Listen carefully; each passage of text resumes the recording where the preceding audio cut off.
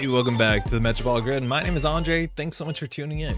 It is currently, I didn't pause the Twitch. Hold on. Hopefully there's no terrible feedback loop. I think we're fine. It is February 15th, 2024. I saw the motion. That can't be good. Oh, YouTube too. No. I think we're fine. Otherwise, you would have heard the music looping endlessly. So we're in a good spot. How's everyone doing? It's a big day. It's not every week you get to play your deck list of the week. That's always a fun little treat we got. It's called Tech Tree. It's a 60 card Arissana list, and that's what we're going to be doing today. Well, it's kind of a joke usually that we don't play Netrunner for the first 52 minutes of a 3-hour stream. We're going to be getting into this one, and we're going to be just like grinding a whole bunch of Ari type decks because I like this deck and I think the shell is very interesting. And I've heard from a lot of people who are trying out different versions of this list because it's very easy to take the core concept, the engine, the draw, all that sort of like Shaper goodness and World Tree goodness, and then just transplant in an ludicrously high influenced package, whatever you want to do. And while the Knob Curry Imp one is a really cool, fun, aggressive way to do it, there's a chance that like just mawing is maybe good enough and to solve some of your MU issues and it feels okay. So we're gonna be trying a bunch of them. I've heard some wild inclusions and some really creative ideas with this deck, so we're gonna be jumping in there. We will take 5 minutes to say hi. Brennan, how's it going? Music selection's popping off. Glad you like it. There's been a lot of music in the playlist that I think has just been around for years now that I'm getting tired of, that I might just cull, but most of it's pretty good. I don't add new stuff often enough, which I should. Yeah. I brought my brother Island. Sorry, I read that wrong. Thomas, how's it going? I brought my brother Spirit Island for his birthday. Partly in your recommendation. Liked a fair bit more than I thought I would. Thanks for the rec. Yo, glad you liked it. I haven't had time to sit down to play Spirit Island for a minute, but I've really enjoyed it. I've been playing it mostly solo. I'm like at the point where core game, like just playing the thing without doing any of the adversaries is like, I probably should be playing more adversaries is what I'm saying, but I'm like scared of that. It's like playing Ascension on Slay the Spire. It's like where most people who are really serious about the game play the game and they think it's normal. And I've never made that plunge, unfortunately. So we'll get there. Glad you're enjoying it. Do you know what Spirit you liked or what you played? I take it if you bought the core box, you have only like those 6 options, but there's some really good ones. Izzy, how's it going? Meow. Hi, stream. How you doing? Me and my partner are revisiting not Circle and Done, and Arkham Talk, the Dream Eater cycle, and I forgot how cat heavy it is, and it's kind of sick. It's really, really, really fun. Love Spirit Island. Hey D, don't fear adversaries. The first adversary I played was like, you know, to the recommendations of the game was Prussia, and Prussia is just like rush down. So you just got to go fast. And looking at the other ones, like this sort of overhead they do, this sort of like every upkeep do this and this and this, it seems a bit, it's weird. It's like I enjoy Marvel Champions. If I just played Marvel Champions against like, you know, a basic bot enemy that has no text, I'd be like, oh, this game's kind of boring, as cool as the fundamentals are. But then I play the complicated Marvel Champions things that have like, you know, ongoing things, and I think is no big deal. But then I look at Spirit Island and it's like a card with like 5 abilities on it. I have to keep track of them and I'm like, oh, this seems like a bit much, which it shouldn't be, right? It really shouldn't be. I gotta check it out for sure. Yo, Augustus, finally catching Metropole Stream on time. Much hype. Yo, welcome to the stream. The beginning is like really good because we talk about Arkham a bit. I played Lightning Spirit and the big green bush one. Both were fun. Lightning Spirit is, they recommended a lot from my limited Spirit Island experience.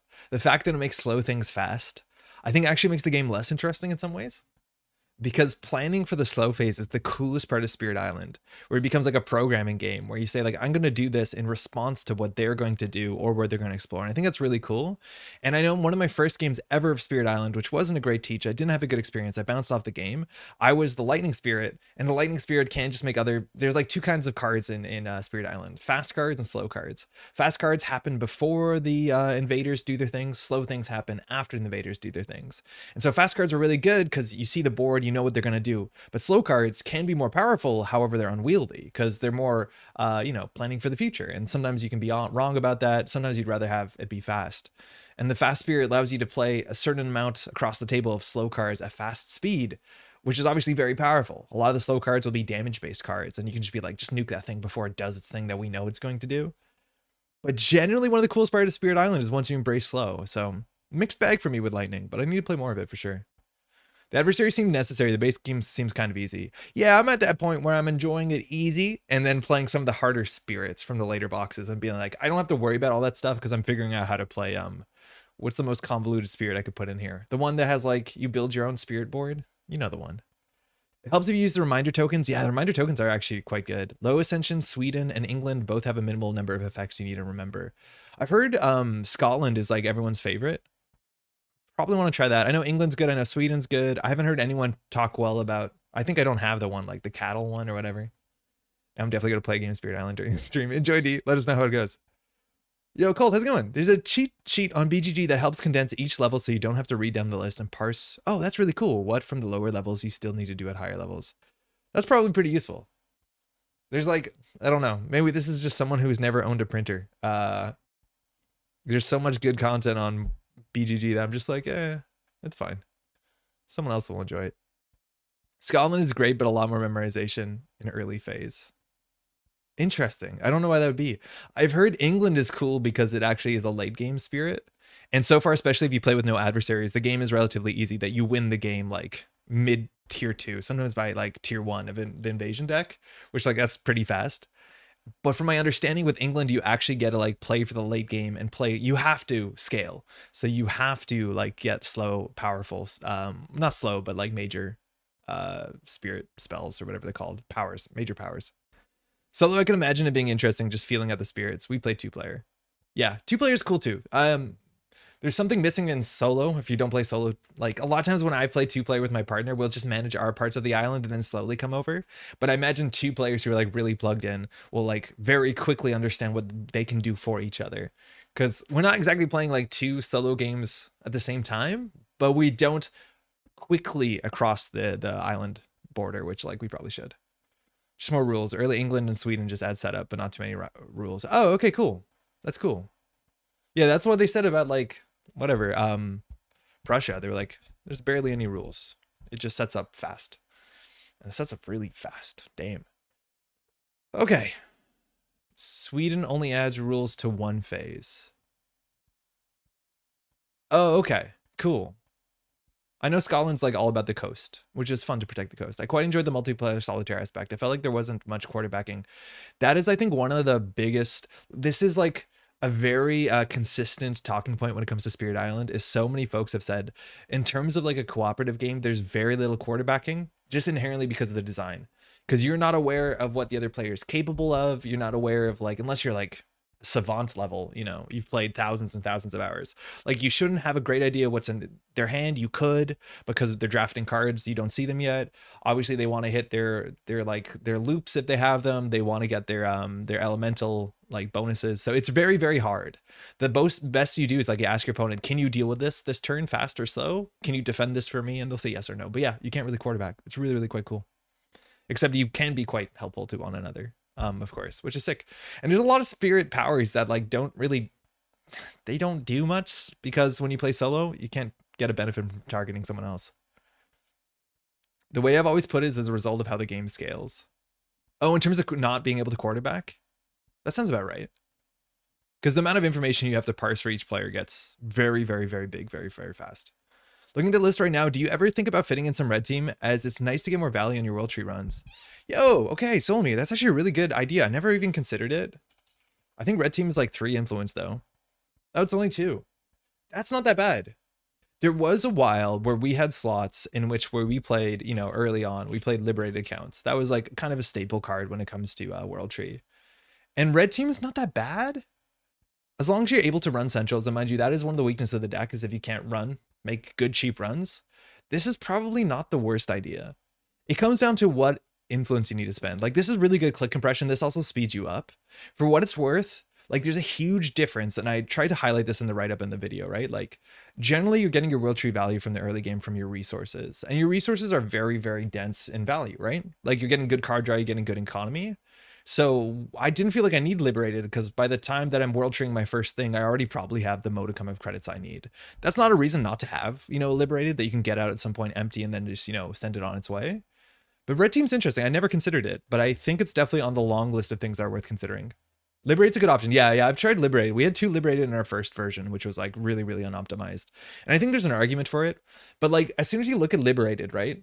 I feel like you have enough uninteractive resource economy, like inherently daily cast and telework gets you most of the way there, that you don't actually need liberated. But then on top of it, I think you can argue yourself into corners where like Miss Bones giving you 11 credits faster might be better than liberated. And this is the issue where I think arguing that red team might be worth a slot can be a bit challenging because there's like so many options. I've got this suggested this and I didn't really quite like it. And then I thought about it a bit more too. It's like Chesva for 3 influence has a chance of actually being worth a slot.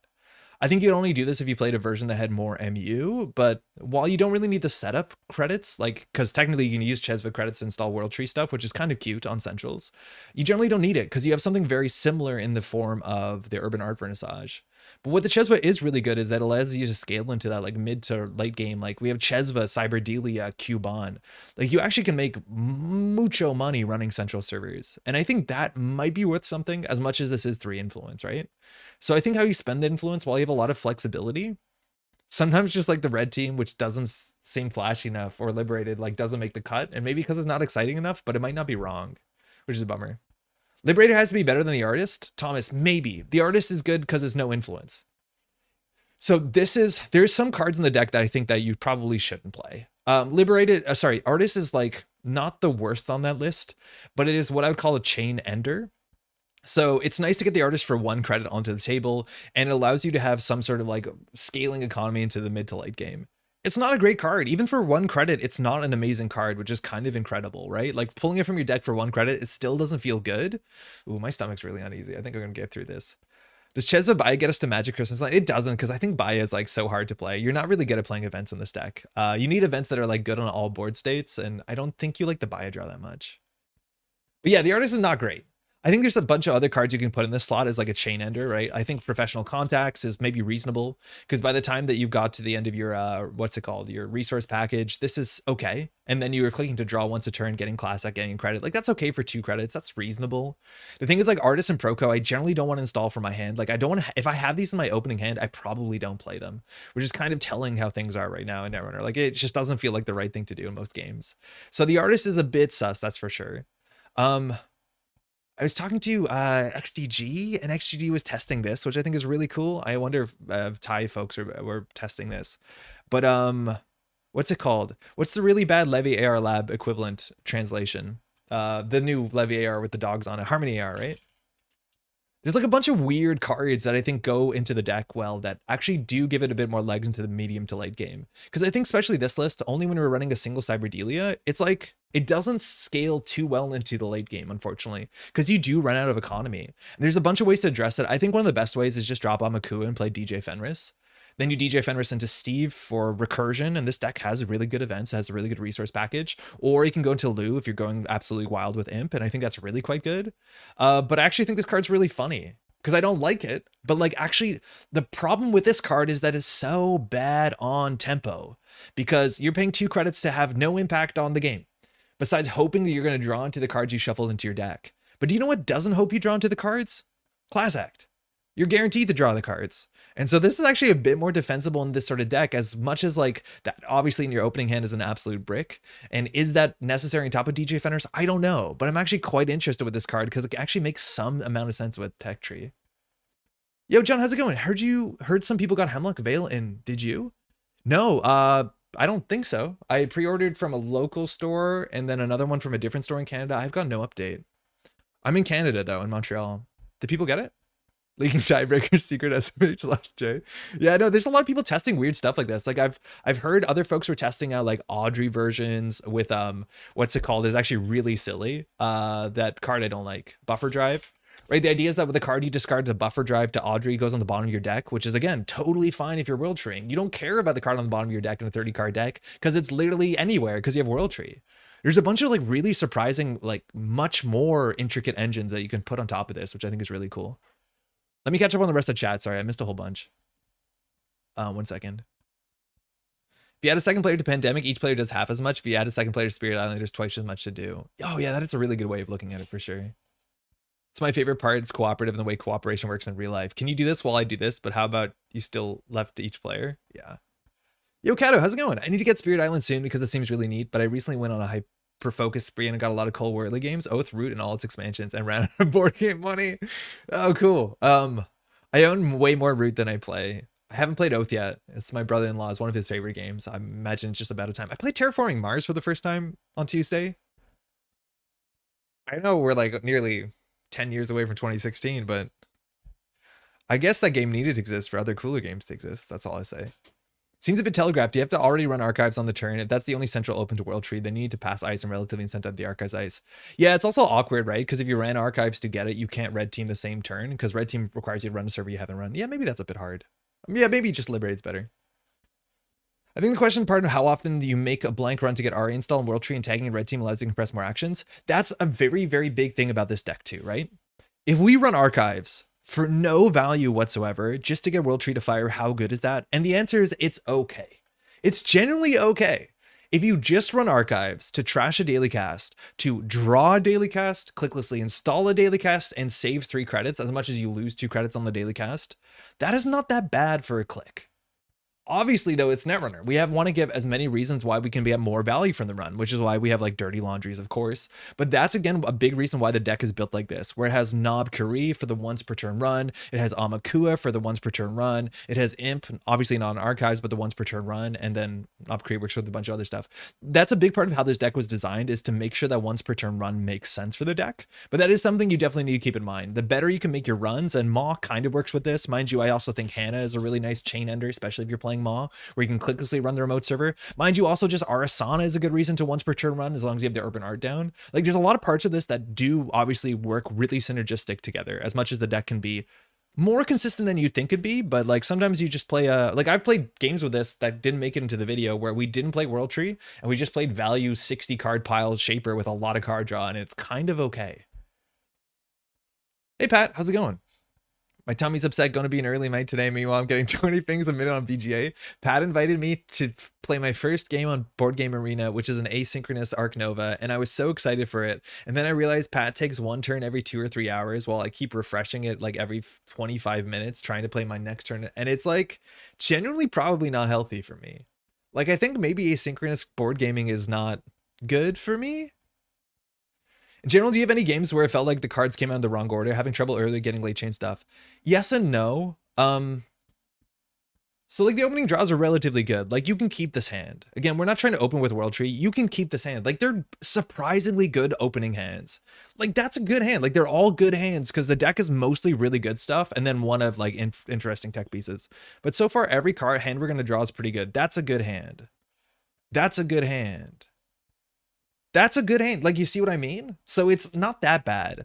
Now, where things get awkward is if you don't get access to your SMCs. This is like one of the most important cards that is like hard to fudge this. If we had another effect like this, so be it. But like, this is the one card that if you don't draw has a pretty big impact on your games, especially if you don't have SMC and Slap Vandal, because like, what are you doing installing Buzzsaw for? You know what I mean? Let me really catch up on stream. Sorry, on chat. I'm right behind. I like a one of twinning a World Tree Ari deck. Tanuki, twinning is a very reasonable inclusion to this deck, especially because you can get it consistently as a one of in a 60 card deck. I don't know if you have enough credits on cards if you just have Vernissage. Maybe you have to play 3 Vernissage and slightly more Trojans. But I do think the twinning engine is very, very good as a way to add additional central pressure. Because if we don't play Imp Knob Curry, we don't have enough pressure if it's just one conduit. So I think you need to do something else like that, or Maw. But you need to make the runs more pressured. And that's why I think Imp is so good in the deck. Because if you're just running for singles as a Shaper, like, the Corporation doesn't have to do much. But as soon as you drop an Imp or an Amakua, it's a different game. Cute thing you can do with the red team, use it when it has 6 credits left on it, lets you take your red team money, then World Tree cycle it. Yeah, that is really cool, because you can do the successful run trigger stack. That's really good. Oh, this is Janktivist. Let me switch accounts. That makes sense. How's it going? Janktivist. Harmonies, somebody being that excited with the Yo Andre, I should have put it together, because I'm like, okay. Who's this junk? Sounds like a doofus. Should have figured that out, honestly, John. How's it going? Also repping the Johns without the H's. It's a good club. Evening, Andre. Yo, Chinchling, how's it going? It's a grid. My wife enjoyed Arkham so much that they decided to bite the bullet and learn Netrunner tonight. Whoa! Even more thanks for sharing Arkham with me. I was here. Also, Hard World Tree. Yo! Lucille, let us know how it goes. That's awesome. The Netrunner teach, I think, can be more daunting than Arkham. That's for sure. So good luck to the 2 of you. I hope you have a great time. Oh, this is really cool, but also very dense at times. It's good at making its own history, legacy, and emergent narratives, and feel appropriately epic in the literary sense. I've heard really good things on that line, right? They're all good hands, bro. You need to play Subterfuge? Oh, Patrick mentioned that one as a joke, and I didn't get it. And I think I know which one that is. That's like the live action. You have to check in and move your things around. I've Rock, Paper, Shotgun talked about it, but back in the day, I do know what this is.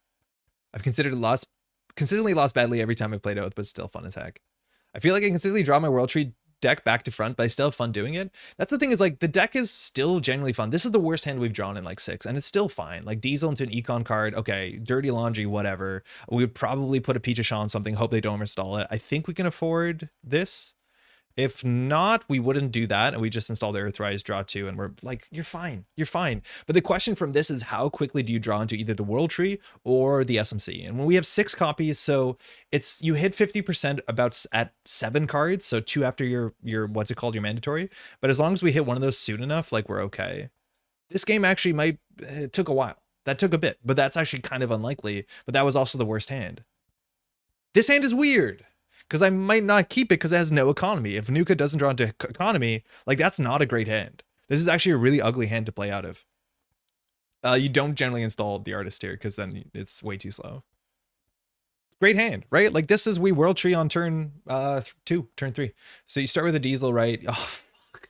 Like, the worst part here is you're drawing the Artist, which makes us think Artist maybe shouldn't be in the deck, but any game that you draw the Artist, unless it's like Architects of Tomorrow, you generally don't play it. But like, you know what I mean? You know what I mean? There was an ID that let you spend a click to install a program from your deck. Man, it is a wild whiplash to like see how different this deck is though from the World Tree Woo decks. Like, it was a totally different economy engine. It's all pawn shop stuff. It's like super strange. And again, once Shaper gets 1 or 2 like tempo positive programs, which we're in a really weird spot that there's no way to get like your programs to push you forward in this game currently in Shaper. Different game. Same way with async games. Never played Diplomacy. Async will consume you every waking moment. Yeah, I don't know. I like Twinning and Chesva as a nice group of influence. I think it's reasonable. But then we like, I think we can do it. I think we do like probably still play Class Act. I think Class Act is sick. And then we'd probably do Maw for 3, 3 on Chesva Twinning. So that's 3, 6, 9, 10, 11, 12, 13, 14. Then we have 1 influence left. So it does challenge our Breaker Suite, which is a bit difficult. Do you ever consider hard installing Artists? I think it's usually the losing line. I think unless the game is a really slow matchup, you can't afford to do it. But if they're playing like really slow Glacier against PD, you can't afford to do it. Against Asa, you can't afford to do it. Against Reality Plus, you can't afford to do it. If they're playing like Asmari Glacier, hell yeah. Because then you have a way to like make money and not give them money, right? I found that Claw was important. I haven't run into fast events in a long time, but like it's easy to put Claw in this deck, that's for sure. I always get betrayed in Sutter Fusion. It makes me want to cry. Nin Gamer, how's it going? I use 20 Chesva and Flux Capacitor in my World Tree Ari deck. I'm not sure if I would play Flux because it's like very situational, and you want to kind of keep the cards as not like as less situational as possible. On that note, I do think the deck probably can get away with cutting Palangi. I think it might be too cute. The cards I think you can cut in this deck is easily a Palangi. You can maybe cut the Artist. You can probably play a 3rd Cyberdelia, but we've been drawing okay with memory. And maybe you can play, like, I think maybe you swap a Cubon for a Palangi. I think that's okay. Because I think the Palangi's slightly too cute. We'll play it as is. I've played games where the Palangi has been important, but like, I think if you draw another card, you're fine. I do run envy testing, and so I have a lot more good targets for charge. Okay, yeah. Envy testing is, I think, like a card that World Tree Woo would have loved. Which it was out at that time, right? I think World Tree Woo played that. But like for this deck, you just, by the time you get it down and you want money from it, like you're not installing that many programs or hardware. So it's pretty difficult. Hey Alice, since we're doing general board game fans, anyone who's a fan of Arkham Horror should check out Earthbound Rangers, similar mechanics, but is a sandbox RPG and very chill. I'm on day 12. I'm actually really enjoying it. I really didn't like the demo. I picked it up. My brother-in-law and I are playing it. We played like last Sunday from like 10 to 4. We just played through the whole afternoon. And it is the coolest thing ever, but it's impossible to talk about because you can't talk about it to anyone because everyone does their own story. It's like kind of the worst part about the new distribution model of like FFG, what's it called? Arkham is like, you're playing Scarlet Keys? Can we talk about it? Probably not. Because everyone has a different story and it's impossible without spoiling it. So like people just don't talk about it. I don't know. It's weird. Game's good though. Envy testing could never work in the Drago meta where World Tree was forced to share. Oh, that is true. Yeah, there was some big concerns with that. That version had no free lunch, I think. I think you had to. Given you're taking the Artist, it probably should get cut for something, maybe in another Cyberdelia. I think we should. It should. But we'll play it as is to see what happens when you play this deck, and then we'll spend the rest of the evening making changes. But I think cutting the Artist has no real implication on the deck, ideally, and then adding another Cyberdelia is like totally fair. Cutting the, what's it called? The Palangi is also totally fair. But we'll just keep that in mind. We'll play one as is and see, like, it's hard to get data on this deck because the matchup spread is weird. And like, it's very, very hard to play the deck because you need to always be ahead of the corporation pulling the right thing. Like, it's at the point where if you pull one wrong thing, you can be cooked. Daijin, how's it going? Yo, I need to apologize. I was like particularly rough on you last week in the deck. I think the Maven deck, if you can remind me between games, I think there's a lot to be tuned, but I think the Maven deck actually is really sick. And it addresses the, like, is there any deck that wants to play Flux Capacitor? And on that note, you should play Flux Capacitor. I think Maven's kind of cool. Like, Maven's also a really good reason of why to play Poison Vial. It's actually one of the best Poison Vial targets in the entire meta. Thanks, you too. Oh, we're playing against Jinteki PE. It's like the worst matchup. It's good that we have Imp, but like the sort of matchup where the fact that we have just 60 cards heavily incentivizes us not to like do anything cool, but just to like tank through shit. Are there any 0-1 cost hardware that might be worth cycling? Almost none. The closest is Airblades, which is good in this matchup and almost only this matchup. How's this the worst matchup? Because we don't do anything, right? Like in other matchups, we get to like show the deck off, and this is just like hit points go burr. The game prepared for the grind, yeah. This hand, it has a lot of card draw. Ideally, we could keep this. If our Diesel doesn't hit economy, we have our Echelon early, like we could keep this. It's obviously a bit weird. It's obviously pretty strange. Getting Imp down and like hitting Centrals is really good into PE, but we're not that great at breaking in early. Anansi, Slap Vandal is not that great into PE in general. Yo, how's it going, Dana? Excited to watch my favorite ID take on Andre, the official villain of this channel? No. If this deck needs a tempo forward hardware, they're like 0 in the whole call pool. Yes, there's almost none.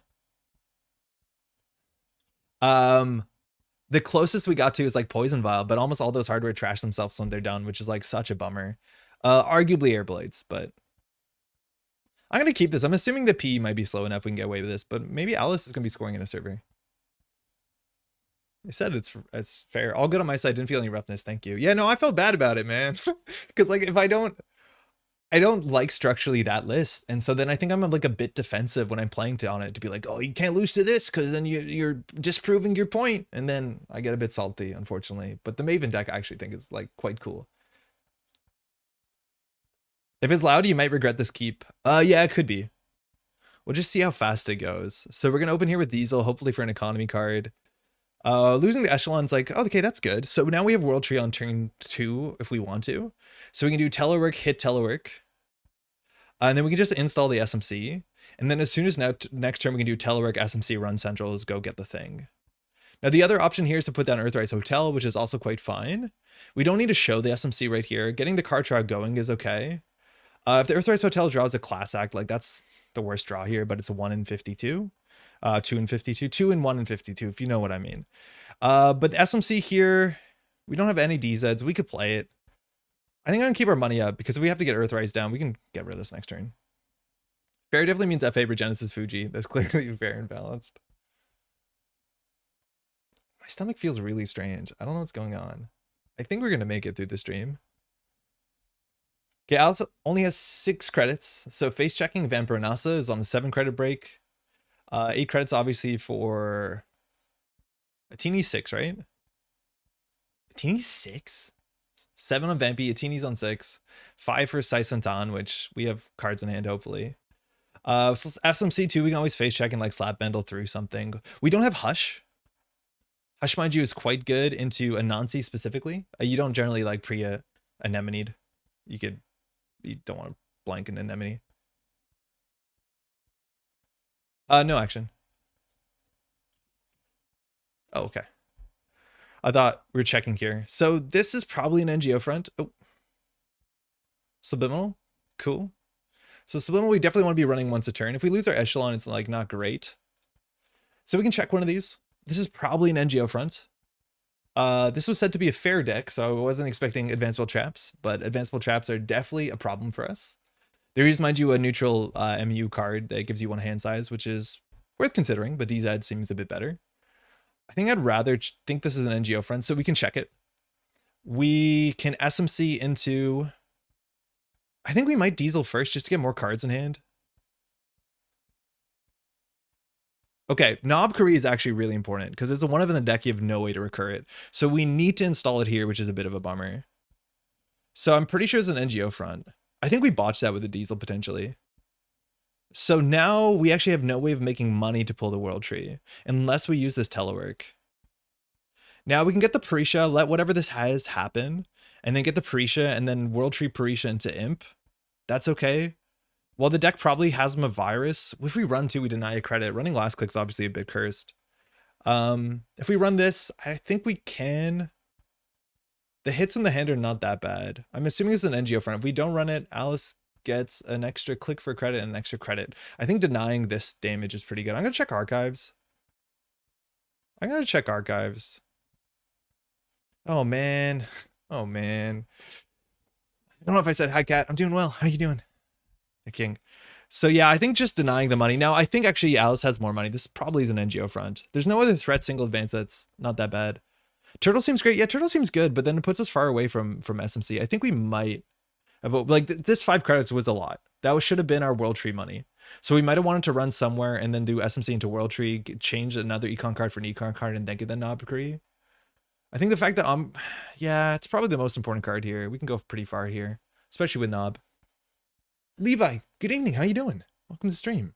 Imagine getting viral weaponization tier. It'd be pretty rough. I'd be excited about it. Yeah, if this is a Regenesis, we're gonna be upset. No action. Oh my god, we should have ran archives. I knew we should have ran archives. Oh no. Well, okay, that's not good. They generally don't score this many points on turn 2. Turn 3, yeah, we were talking through that line. That's bad. That's really quite bad. So World Tree here is 8 credits. I think this is an NGO front. I'm covered in sweat. So how do we get value from this? I think we actually have to use the telework. Amaku and Nabkuri is just good enough. I'm assuming here that Alice has 8 credits, so we have to watch for what's it called, for a res. We can use the SMC for an imp here, it'd probably be fine. But then we have to do simulchip for that. So if we do SMC for imp here, we can simulchip the SMC back. Obviously simulchip is really nice, especially when we lost our echelon. I wonder if we can get through the whole game with just Amakua. Regenesis players are so much fun to watch. I know, and we called it out and we didn't respect it. We're like, what's the chance of it? And the chance is pretty low. Like, how did Alice even get that into the bin? I think overdraw? Like, it's really hard to line that up in 2 turns. Sorry, thinking. It's the problem with World Tree decks is your first, like, before you do an action, you take forever planning your turn out. So I think we could here just go to low credits. Yeah, overdraw turn 1. Yeah, that's pretty tricky. And you saw how the way Alice played Subliminal and didn't just, like, jam it out is correct if you want to get those plays. That's a big reason why you don't Subliminal click 1. That's well played. So if we SMC into Imp, that's going to put us to 1 credit. We can't really recover from 1 credit, so I think we need the Earth Rises down. So we'll just run. I'm assuming this is an NGO front. We could technically lose to like a vulnerability audit, but I'd be super surprised if that's the case. So this is a Knob Karit Amakua, so we get 2 maybe Amakua counters. Alice can't fire Snare here unless they pop here.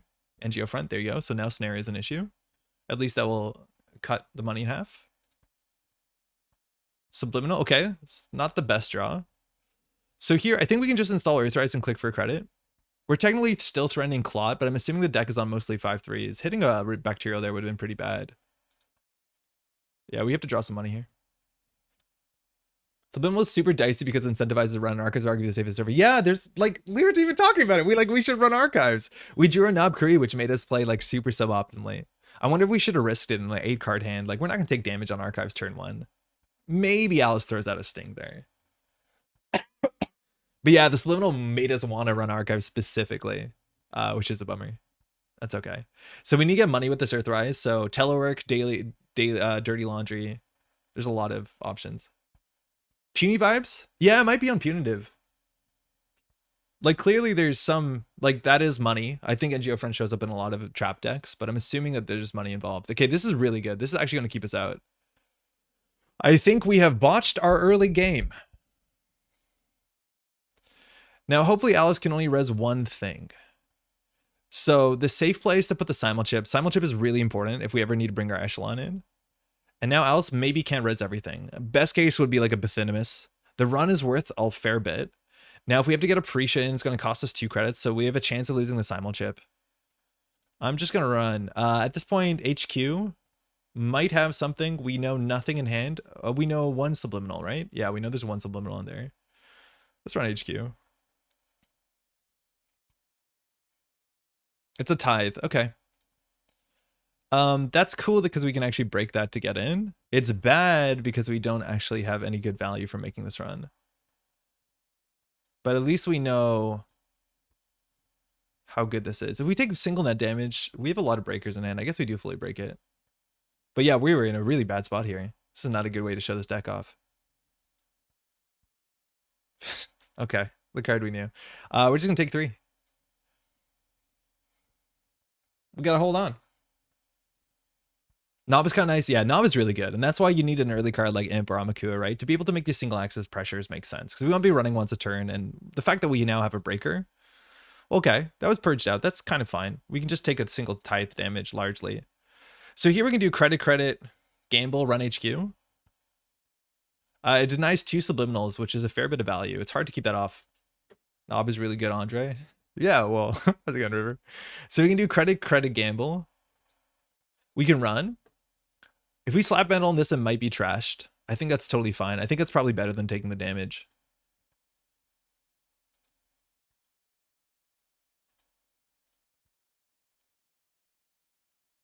We don't want to lose the simul chip or the Nuka. We could on the Axis, of course. I'm thinking if this deck looks like this, it's probably not on... Mind you, Punitive could get us out of nowhere. That's a big reason why we need to produce Imp.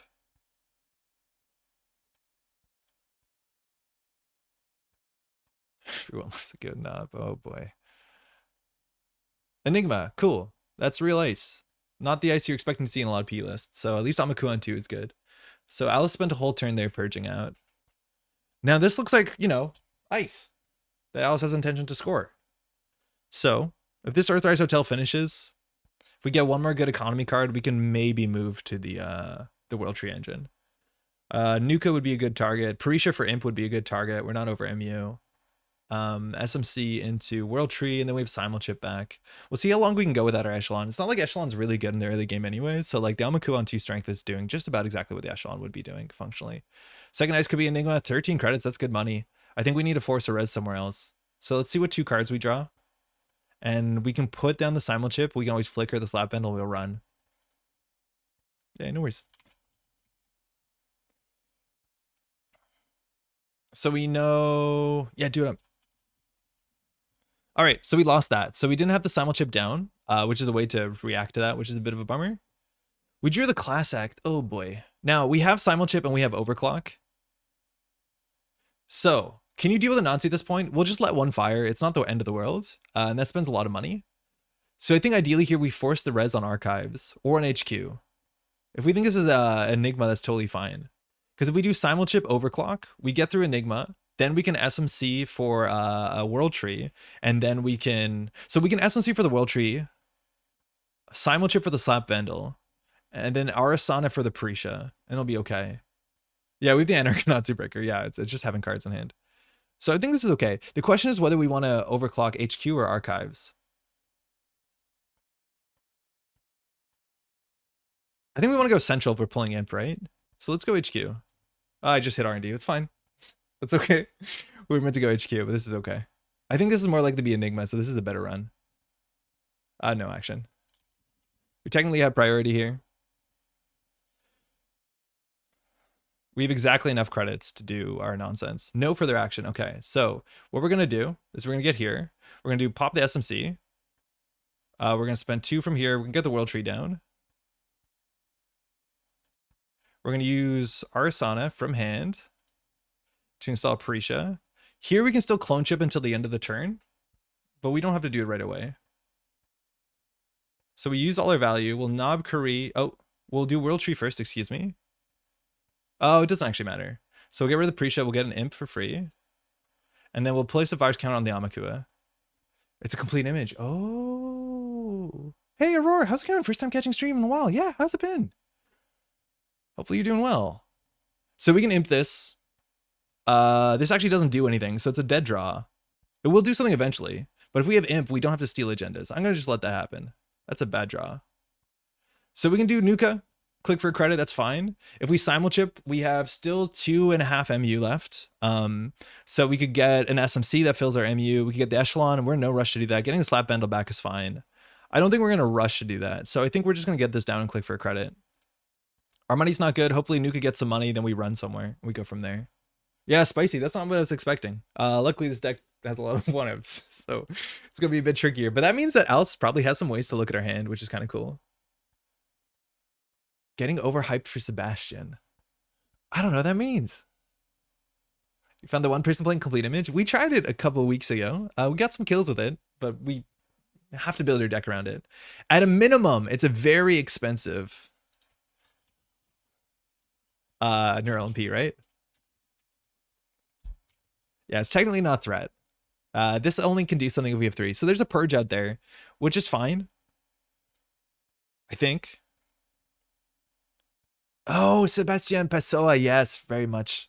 I forgot the name of the ID. The new Anarch.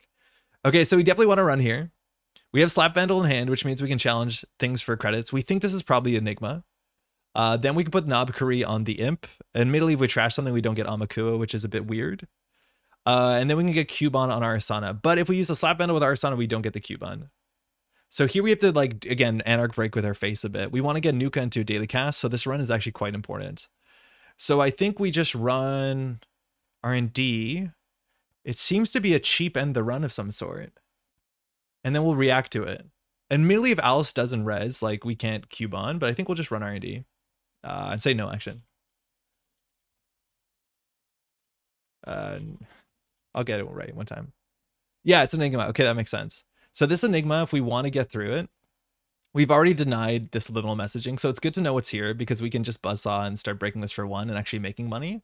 So if we want to go through this, we install the Slap Vandal, we break 1 subroutine, we lose a click. We're down to 0 credits. We charge the Imp, we Imp whatever. It doesn't do that much. I think we're okay with just bouncing off of here and recovering. For the longest time, I thought the art on complete image was a tardigrade. I don't think I know what a tardigrade is. Actually, we might want to Arissana here. Just because we're going to discard a card and we want to avoid doing that. We don't have yet our Vernissage. Sorry. I might Ari before that run ends. So if we put the Cubon on the Enigma, like, we can react with the Simul chip, which is okay. We force Alice's money down. If Alice is icing up centrals, that's okay for us. So I think I will all Ari this. And then we can set up the buzzsaw next turn. We actually make money making the run, which is obviously very important. So we'll just Cubon on that. Yeah, whatever's clickless. We'll get a credit here. Next turn we can do credit, sure gamble. We need to make a break somewhere. We can do credit, gamble, run archives probably. And then hopefully the Slap Vandal in hand deals with something. We have 1 more MU. We're doing okay. We wouldn't want to be behind 4 points here, that's for sure. What are we worried about in archives? We just want to make a successful run every turn to get World Tree and turn off Subliminal. I don't think there's anything in archives we're worried about. Worst case, this is a Nancy, but I think if Alice spends 8 on a Nancy or 7 on Vampy on archives, we're pretty happy. But Enigma is puzzling me because that's the second Enigma we've seen. So Alice probably wants to build a scoring remote server. Right? Like, we're going to see an ice on this. Yeah. So assuming that has to be Rashida, I think the turn has to start here, credit, gamble. We can run this, and then Alice is forced to res some ice. Last click if it's a non-say how bad it was. I would have last click ran there, never punished. Yeah, I wanted to get the sure gamble in, because I feel it's the only way that we get out of this hole. And I think we need to make a run here regardless on what. We think this is an Enigma on HQ, so we can run it. Do you feel like any key tech for this net damage a la net shield? There's only like 1 net damage protection card, 1.5 in the format, and the 1 Caldera is incredibly expensive. Where you play like 3 damage to, no, it's like the better way to play around net damage is like play Imp, play Stargate, and play better. You could get more hand size. I think more hand size is easier. Oh, you could also play like, if you are worried about damage during a run, you can play Air Blades. It makes some sense in this deck, but Hush seems good. Yeah, Hush for the spider is good. I think Hush in this deck is just good. I'm gonna run last click. Nothing can hurt us here. I think it's Rashida. No action. We definitely want to get that once per turn run to charge the Imp to Nuka for, I think a daily cast or an Earthrise here would be fine. No further. Uh-oh. This is a trap. Maybe it's a spin? It's a spin. That's fine. We still get our Amakua. We still get our Imp. It's actually really good for us. And we still get our thing. Not resing there is interesting. So hedge fund and geo front. Okay. So Nobkuri goes on the Amakua. And then we're going to get another Amakua Towner. World Tree will trash the Nuka. And the question was what we want to get here. So this is where the artist is like reasonable. Do we want more card draw? I think in this matchup, we just want as much card draw as we can get. There's Earthrise Hotel for 1 credit is likely to draw us into more economy. Otherwise, we can just do telework, get our money up more quickly as much as it is in card draw. And then after the telework goes, we like run R&D now. That's probably fine too. I think this is the faster money. The Urban Art's also reasonable because it gives us setup. There's a chance now Alice with 8 cards in hand can overinstall the Enigma. That would be like worst case for us. So I think I'm going to go for the telework here. Caster Artist, I think we just want the upfront money because we don't have, that's the big thing is you have to plan your next World Tree. If we go for the Artist, we don't have a World Tree next turn. If we go for Cast, we don't have a World Tree for 3 turns. So I think, yeah, it sucks actually we can't hit this now. If we had 1 click here, it would be fine. But I think here we probably do telework and we install a Slap Vandal and World Tree that. So maybe.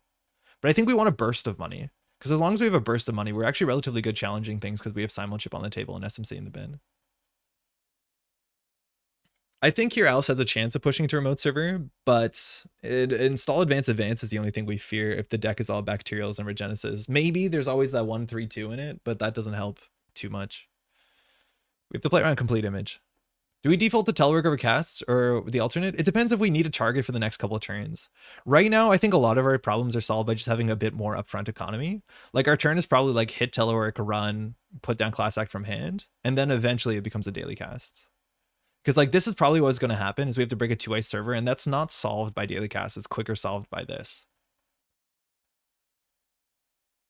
Maybe Artist all the econ you need. Potentially the teleworks are HP. We have 37 more cards. I think we're going to lose before we get to the bottom of it. But Artist is like a fair bit worse than this. Because not only is the first click not for 3 credits, but it's 1 to install. And then it just kills the chain. Like this will become 6 credits over 2 clicks, and then will become another card. Cast is basically like a 4 counter telework that buys back the click. Yeah, London, it totally is. But we just want the money now. Like for this turn, right? Because here we could have been on clicklessly on 11 credits. Yeah, actually... It's 2 turn play that makes it a bit better. So this, what are we scared of? We can telework, we can buzzsaw, we can tunnel R&D, but being behind 4 points is actually hard to tunnel at R&D. We lose to Seamless, we lose to Regenesis. There's a reason to check archives here, that's for sure. We have Slap Vandal in hand, which is nice for the security. We definitely hit this once. What are we World Treeing? We kind of want to have access to Slap Vandal. Is there any program we would like here? No. Not being able to hit telework last turn after fetching it makes it much worse than grabbing cast. Yeah, if we had to click left, 100%. I thought we'd be emptying it this turn. The fact that we didn't makes it not that much worse than casts, but worse than casts still. Yeah, I agree. If we clicked the last turn, we'd been okay. So we can face check into this. I'm assuming it's like things like Thimble Rig. We can always install the Buzzsaw from hand. We also can install from the deck. We can go get like, this is where like getting the Pelongi from the deck is interesting. Is that we could get the Pelongi from the deck by running archives. If we run archives and see the agenda, the problem is we steal the agenda and then like we have to deal with complete image. We can't click on the same turn and install it. Clicking for crest is strictly better. Yeah, I think that's true. I think we can start by running archives here. If we have to commit our Slap Vandal to it, so what? Just watch your MU. Yeah, it's okay so far. We also can trash the World Tree if we need to and Simul Chip it back for 3 credits. Like it's, if you need it, it's obviously super convoluted, but if we run archives here, and Amakua and 4 actually deals with a lot of this server. Obviously not an Ansi. No action. Now we can run R&D and actually do it for free. We can run last click, which against Jinteki is a bit dodgy. Even with Imp, you get hit by Snare at least. But now if Alice's res is something chunky here, Alice can't res on server 3 that well.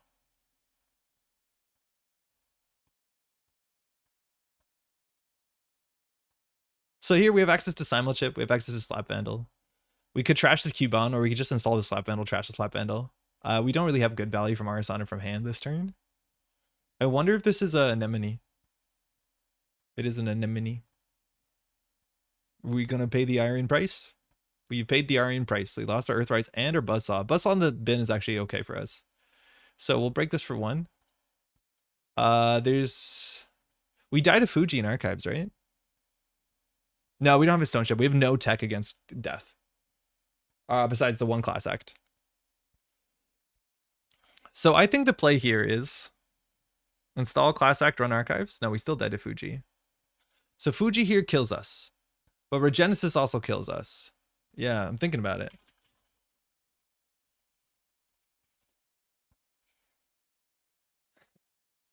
So there's no window if you World Tree for a stone chip to like hit the stone chip before you access. So like that's just gonna get us. We can't draw and run back because the complete image kills us. Yeah, the class act wasn't in our deck. Yeah, if we jack out, draw, and run back into Fuji, we still die to complete image. That's not gonna be good for us. So I think we actually have to run server 3. If it's anemone into anemone, so be it. That'd be pretty wild. But yeah, we can't risk Fuji here. If it's a Fuji here, we imp it. I think we do it. Do we draw once? If we install the class act and run, like that's obviously cool because we have a class act for end of turn, don't die technology. But then we die into anemone. This is tricky. Again, being behind 4 points as soon is obviously not great, but I think we're going to push it here. If it's an Anansi, I don't think we die necessarily. It might be close. Okay. See what this one is.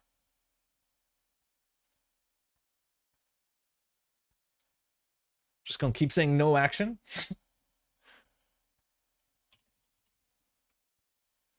Oh. No res. Breach server. What do you got?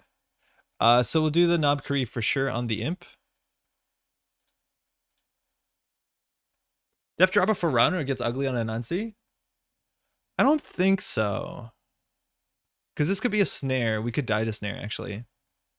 Did Alice snare remote? I think Alice does snare remote. Oh, shit. We actually might just be dead here. So what do we World Tree? It could be the telework just to get some card draw down. I think that might be fine. Actually, no. All our Earthrises are... Oh, we have one more Earthrise in the deck. But I think this actually might be a snare. I do actually believe Alice does install snares into remote servers, if I recall one of our last games. Let's not World Tree. Yeah, good game. Shit. Oh, man, good game. Yeah, snare remote will get us. That's for sure. Oh, man. I a bit too late in the run. Yeah, I do remember Alice does do remote snare. Not everyone does remote snare. I think it makes sense that we would check it, right? Like that's kind of the downside, the hubris of this deck. It does want to run a fair bit. But like there's a really good fork there when as soon as we're on 4 agenda points. But yeah, if we just ran archives, I think maybe we would have died to punitive sooner. But I think Alice might just be on what's it called? Yeah, the subliminal really made it hard because I was gonna just run archives for that. Yeah, if there's no pressure on this game is definitely different because it takes a while for Alice to score. As long as we check archives every once in a while. Yeah, we got hit by the snare. The snares are really good. Snares are really quite good. Yeah, that worked out. It worked out for sure. So from here, I think we're actually in a really good spot though, otherwise, right? Like, as soon as we get our hand size up, so if we get out of that turn, right? Imagine it's a Rashida. That would be the best case, obviously. We trash it. We get down to class act. We're on 5 cards in hand. From that point on, we have 32 hit points, which is largely what you expect to have going into PE, except now we have an Amaku at 2. Alice took 2 turns off purging it, and then we set up our breakers, right? The deck is dedicated to your stream from last month. Oh, complete image?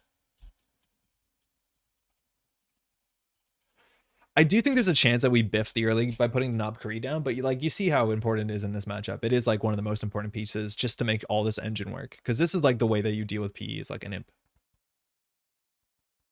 Oh, super cool. That's like much about Kyopo, huh?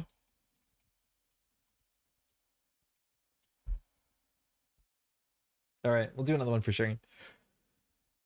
So if we did other changes to this deck, like what version of World Tree would be better into this matchup? I don't think Maw is actually pretty good. I think pulling out the Jiteki PE hand is, well, sometimes Maw just like turns on Regenesis. Yeah. Thanks again. Got your hand. All right. Yeah. It's also really funny when you hit a complete image and you don't trash it, but that's mostly because we're an imp-based engine. We can get away with that nonsense. Let's do another one.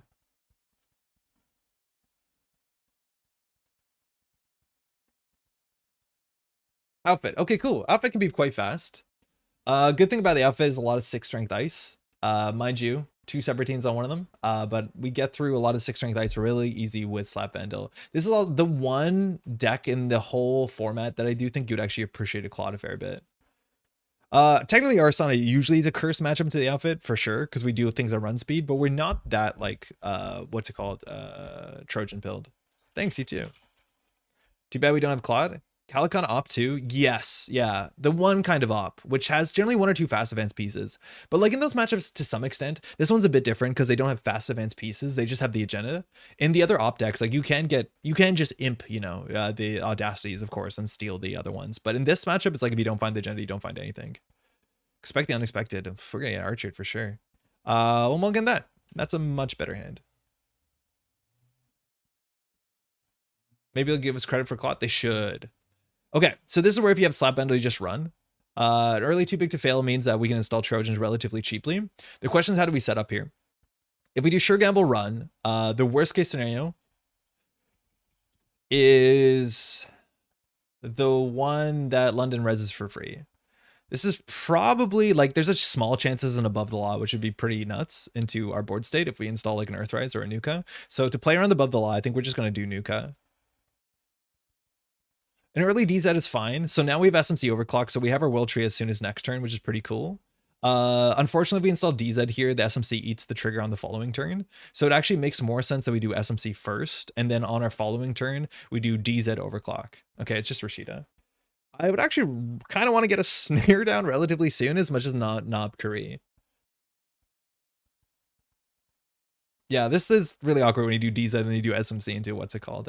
So now we have bad publicity if we overclock HQ to go get our World Tree to trade our Nuka. Oh, thank you. Thank you, kind. Appreciate it. But now one bad publicity, the overclock is worth, right? It's technically a 6 credit run. Cool, icing up everything. That's what you want to do into World Tree for sure. We're gonna leave our Nuka around. We're gonna make the Nuka into a class act and just go from there. So the ice we're expecting border control, Trebuchet. Some of these decks are the lady killer type versions are also running oh, the law is really scary. Hold on, can we do it? If we do DZ, we go down to 6. If we overclock, we go down to 5. Then we have 6 more. We have 11. World Tree comes in for 8. Nuka. London has a cool idea. Won't spoil it, but it's fun. Oh, I'm now scared. I'm now frightened. We were told to expect the unexpected. I think we're gonna get ganked for sure. So that's like honestly not that great. If we World Tree right now and trade the Nuka into like a class act, there's a lot of card draw, but we need more money. So there's a chance that we will do Nuka for World Tree for telework sooner, I think. I think we should just get this down. I think now we can just overclock archives. We should have 11 credits here. Yeah. So we'll World Tree here. Oh, it was a bummer because we installed the SMC to save a credit on DZ, but we could install the SMC from hand with Arissana. It eats a DZ trigger. But I think what we did was try to be smart, but turned out to be not smart. Because we wasted a click to save a credit, which is like just clicking for a credit. So ignore that. World Tree. All right, we'll breach. Nuka will become telework.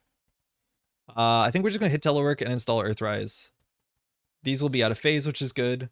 So if at least if this is a, what's it called? The Above the Law, looks like it's not. We're not totally blown out. I'm really scared of upgrades. Any sort of like wild deck that just puts upgrades out, you have to respect them because it's probably like ganked or some nonsense. This is really good. There's a World Tree respect there, which is sick. We can do telework. We have no ability to run with this hand, which is not obviously great, but we are getting good value and London isn't pushing forward. There's a chance that this hand eventually bricks out because you draw the red caps and stuff like that until a Spin Doctor shows up. So while we have the Earthrise, we just want to draw up and get our money up. Amaku obviously good, but like a lot of 6 strength ice in the deck and a bunch of these lists are running 3x Virus. So I think we're just going to try and get our money up. Mind you, money does just beat at least 3 of the ice in the deck.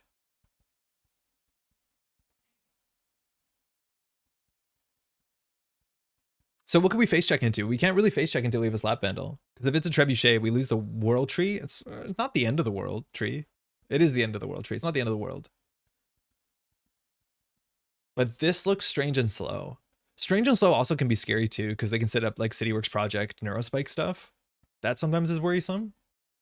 I wonder if you do that in the outfit slow. Oh, actually, this is probably that asset you have to protect forever. We can't let this build up. This is probably like Hyper Glacier into Borehole. Anytime somebody does something cute with the outfit, it turns out it's Borehole, right? Okay, now they're totally in phase. So what can we do here to make a successful run? If we hit a Trebuchet, we hit a Trebuchet. We have the Class Act in hand. There's a chance we can do nothing. I think there's a chance we do nothing here. The outfit face check, I think, is the worst. Probably in the whole meta. Like, I'd eat a drafter here any day of the week. So if we install Class Act for 4, go down to 7, click for 2, it's fine. We did draw this turn, so Class Act is a bit scuffed. Oh, we're gonna get so many cards in hand with Earthrise as well. We might have wanted a way to turn that one. Oh man, yeah, they're not doing anything. I think this might be what's it called? That's the Borehole. We could get Boreholed out. We're not presenting any breakers. Cool outfit, 3 Boreholes and a trench coat. Yeah, I think we can get Boreholed out. We haven't seen an SMC yet. Oh, or a Simulchip. Yeah, this is definitely Borehole. So that's like probably Waroid, some defensive upgrade, Managarm. And then there's probably Foreman carries. Okay, so that means we just have to force the credits out. I think Archives is the server we can most likely run. We don't... Palangi's okay. We haven't found a breaker yet. We need one... If we had one more World Tree Fire, I think we'd be in an okay spot. But it's like really risky to get the World Tree run here. I think we'll be okay. So what is our turn here? We're going to have 11 cards at hand. So if the thing is fired, yeah, this is probably going to be Clearinghouse. Not Clearinghouse, excuse me, Borehole. So we need to be able to break as soon as possible. There could be a Mavirus in there. I think having the Palangi and the Knob Curry is probably more important than having the Cubon. Cubon's really good into bad publicity once you have your breakers up. But Knob Curry seems interesting enough, and Palangi seems like the flexible slot. So I need to see what the Borehole decks are doing right now. I won't be able to get to work a while ago. I think they're just out there losing to pinholes. But all they do is like Biovault, 2 Ice Border Control. It's like, I don't think they're doing anything. Get me if I'm wrong. Like, Waroid doesn't make a lot of sense in a bad pub. But I think they're just like playing Biovault and playing the same way Keeling does. Albeit like, they don't have Ag Infusion's ability into Pinhole. But we don't have Pinhole, so what are we going to do? Losing the Pinhole is exactly what happened to me? Yeah. Losing the Pinhole seems correct. Okay, so we want to get the Earthrise Hotel down. What else do we need to get down to be able to contest this as soon as possible? Getting the Knob Cree down means that if we can get an Amakua tunnel, but a lot of their strength, like low strength ice would be 1 strength. That would be border control, but I don't think we're expecting that in Archives. Palangi doesn't really work exactly well with this hand. We have money here that we don't need access to. The Earthrise definitely comes down. I think the Knob Cree might be over an extension here. The DZ's not necessary, the second one. The Conduit we don't need, albeit it is technically a win condition if this Borehole gets out of hand.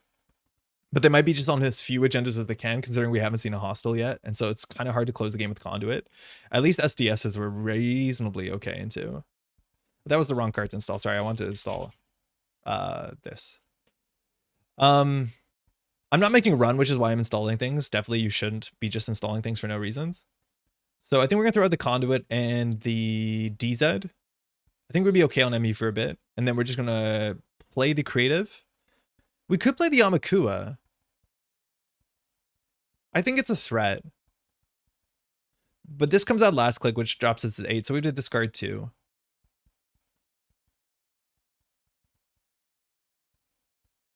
We have a fair bit of money. Let's hope that this is okay. So we can get rid of this, and I think we can get rid of that. We just need to draw a Slap Bendel. They're going to res here either Rashida or it's going to be the thing. It's not the thing. Yeah, Clown Car servers. I don't know. Mind you, also... Okay. Cool. This is not what we feared too much. Tucana Malapert, sick. Okay, we're playing tempo-based Netrunner. Tucana's getting a Valenchow. Okay, we got a bad publicity. Valenchow is installed for -1, resed for something. Malapert's going to get something. Okay, this is cool. This is cool. We actually want to run. Arella. Oh, shit. So there's some combo here. This is where we need to put a 1 of Hermes in the deck and pull it, right? This deck could find room for Pinhole or 2. Yeah, it definitely could and probably should. The reason I didn't is I don't like putting events. Like, I didn't like putting small influence events in a huge deck. They were in Deer's deck, and I think that made more sense also because there's Drago and stuff we're worried about. But we can't interact with them favorably with the World Tree, so we didn't. Turtle feels a bit hindered with all servers iced. Yeah, but eventually it won't be the case. Like, one Slap Vandal, especially Knob Curry, the turtle does get big. It's obviously not great, but it's not the worst. Okay, so unfortunately, SMC, obviously really important for charging the server, especially with overclock. This is probably another agenda that's going to windmill into something else. Now, getting access to the buzzsaw, generally the only code gates is Valen Chow and probably magnets. So SMC simul-chip seems a bit more flexible to us. So I think we just install the simul-chip and we overclock HQ. We have 3 bad publicity, so it's going to go pretty far. But we need to start putting pressure on. Pinel's more flexible, but light the fire field underplay to deal with clown card strategies. It's just really bad into border control. And a lot of the like competitive clown card strategy decks are actually on border control. Like this deck has a border control here. So it doesn't do anything as much as Arissana can grab it with World Tree. So mixed bag. That being said, I do think it's still a playable card. And even on weird cases, like we used to, remember we used to stim hack like daily business shows and feel good about it. So there's some value there as much as that card's a bit slower. Yeah, we just need to give some sort of forward momentum. The question is, what are we World Treeing? That's why you put in Hush? Yes, but now we have to get all these cards to work together in this deck. But the deck could be on Hush instead of Amakuru for sure. And to Wayland, it's Wayland and NBN's the reason for sure. So if we get the Knob Kuri down, we can get Amakua counters, we can threaten HQ. What are we World Treeing here? Because we only get the Knob Kuri down if we're World Treeing an Imp. I don't think we are. No action. It's a Winchester. Okay. That's not easy to deal with. That's actually really hard to deal with. How do we deal with a Winchester? Shit. This is not too bad to Hush too. I'm gonna res. Oh, oh, it's more than that. To Peach songs and Cubans. If you don't res, I can't install them. Yeah, it's not just Hush. You have to ask for priority. Yeah, Beat the Traces is probably the easiest. We have 18 credits here. Trash one installed hardware. Okay. Trash one installed program. Problem. This thing eventually will get through. But given that, I'm definitely resing. Yeah, but still, you have to give them priority. I think we just let this fire. So otherwise, we have like SMC for Ngolo. Slap Vandal doesn't do well. We'll just see what the traces are. London could dump a bunch of money into this, which is not good. Trace forward and initiate trash a program. Mind you, we're working with 8 credits of house money here. So if London goes like really, really spiteful into this, and we like whatever we lose to this, we just simul chip it back. So like we shouldn't pay more than 3 credits on this trace.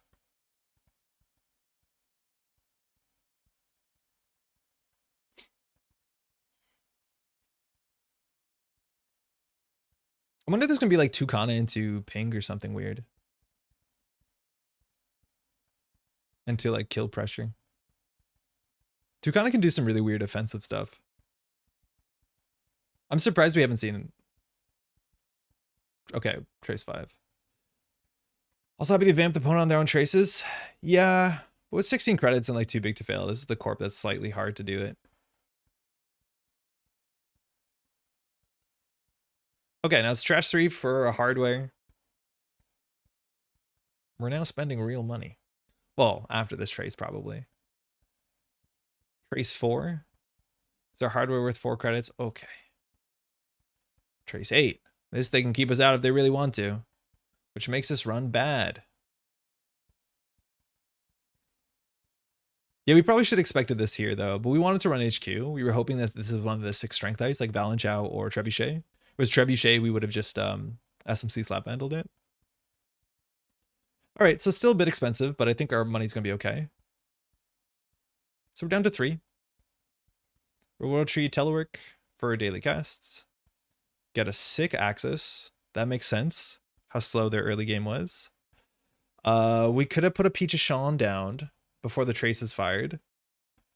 That's probably not worth it. So now what are we on? They're going to score out and push another thing off of this, which is pretty bad. They're on 3 bad publicity, so the red cap is a 3-2. We definitely need to get Knob Kuri into Imp here. Yeah, triple icing centrals is really keeping us down. Credit? I think so. I think we just use the telework because I think we're going to use the Earthrise anyways. We just need the money from this. Again, we have to remember we're running with 3 credits of house money. We haven't used Arissana. We've used World Tree. So I think we're just going to credit here. Next turn, we'll get 2 more cards. See what this is. Hopefully this is a Rashida, not an agenda. If it's an above the law, I think that's the worst case because we lose the Earthrise or the casts. I think we're going to be more upset about losing the Earthrise.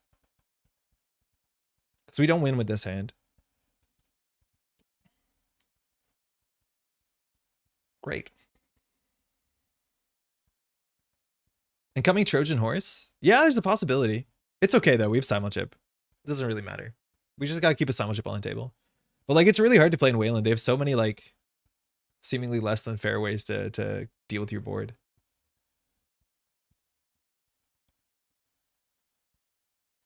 Single advance. Okay, so Alice with a token is what I'd expect. Let's get some value here. So Nuka, Urban. We definitely don't want the Urban. A second Simulchip is sick. Nuka might be admittedly a bit too much card draw here. And so long as Simulchip is totally fine, we can run archives. We'll be trading the Earthrise Hotel into a second Earthrise Hotel. I think ideally we want slightly more value than that. Yeah, we do want slightly more value than that. Can we contest the remote server? I'm pretty sure this is a ganked or a Managarm. It has to be something rude. And there might be Forma carries on the table, which I'm okay with. At least those are going to make centrals a bit easier. I think we're going to run archives. Let's just see what the ice is. And with 1 red cap up, like sometimes you have to be a bit defensive. The problem is that because we don't have good pressure on HQ, barring like getting an Imp Knob Korea engine down, like the sort of idea of waiting until 3 bad publicity and flush HQ is a bit harder to do.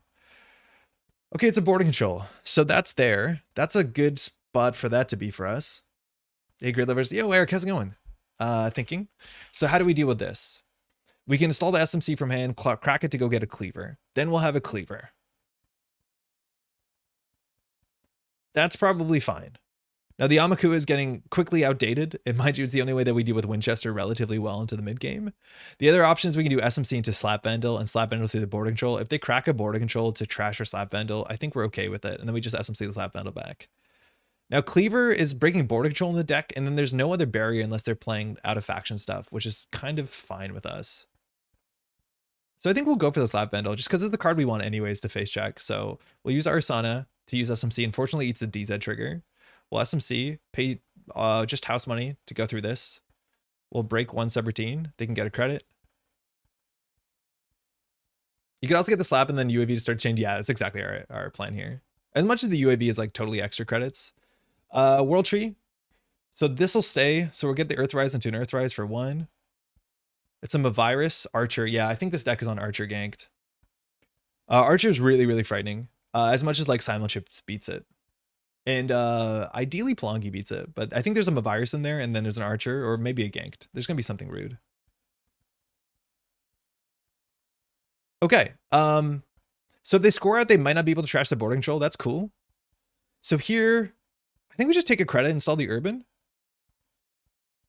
We definitely need to get the Knob Cree down. Any changes to the deck? We will be playing a whole bunch of different versions. I think we want to try Maw versions. This is only our 2nd game. We're playing exactly card for card, for better, for worse. We got Regen Assist on turn 2 in the first game and died to a remote snare, so that hasn't been great. People have been icing up all central servers, which is really good into this deck. Like, oh, it's Arella. We should have known that. Oh, this deck can do wild combos just jamming Arella. Oh, this is definitely the matchup we want, Claude. Because like Arella can put another one in and you can start chaining 2/2. Second Winchester, that's okay. But now there's only 1 more red cap. But this server we have to deal with. With only 6 credits we might be to. Oh, but too big to fail from the Malapert. That's really good. 4 bad publicity, 1 red cap out. What just happened? Oh, man. Yeah, we saw the Rel on the top. I totally forgot about that. I think Arella is like entirely unplayable into, unfortunately, into, there's no way around it. She's just entirely unplayable into Hermes. It's kind of a bummer. So we'll Urban that back. Daily cast, Earthrise. Okay, so we have the Cleaver in hand. That's totally fine. It deals with boarding controls.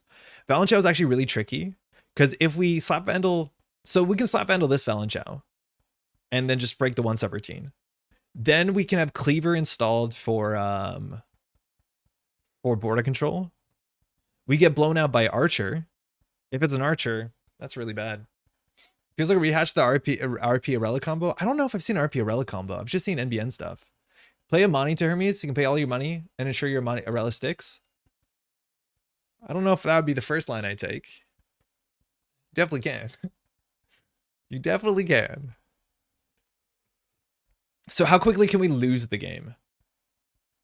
So if this is like any 3-2, advance, score, Malapert can't grab the next.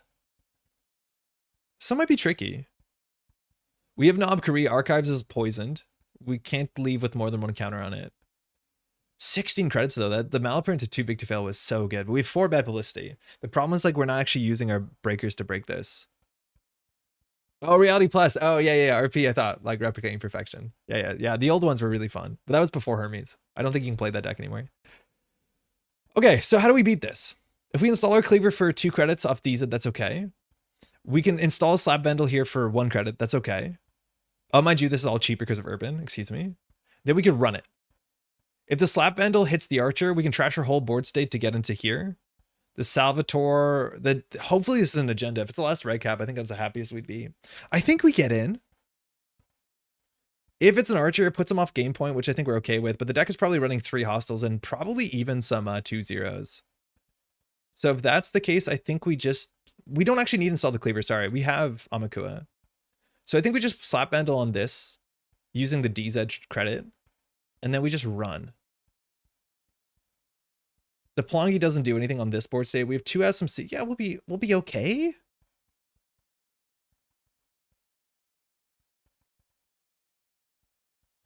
Oh, it uses the DZ before the Urban. Okay, sick. In theory, you should be able to choose, but there's almost no reason to choose the bad way. So we run here, we have 11 credits. This is broken for 3 because we lose 2. That puts us on whatever that math it came down to, on 8. And then 8 can hopefully get through the server. If it's an archer, we slap Vandal and we do the trash and the run subroutine.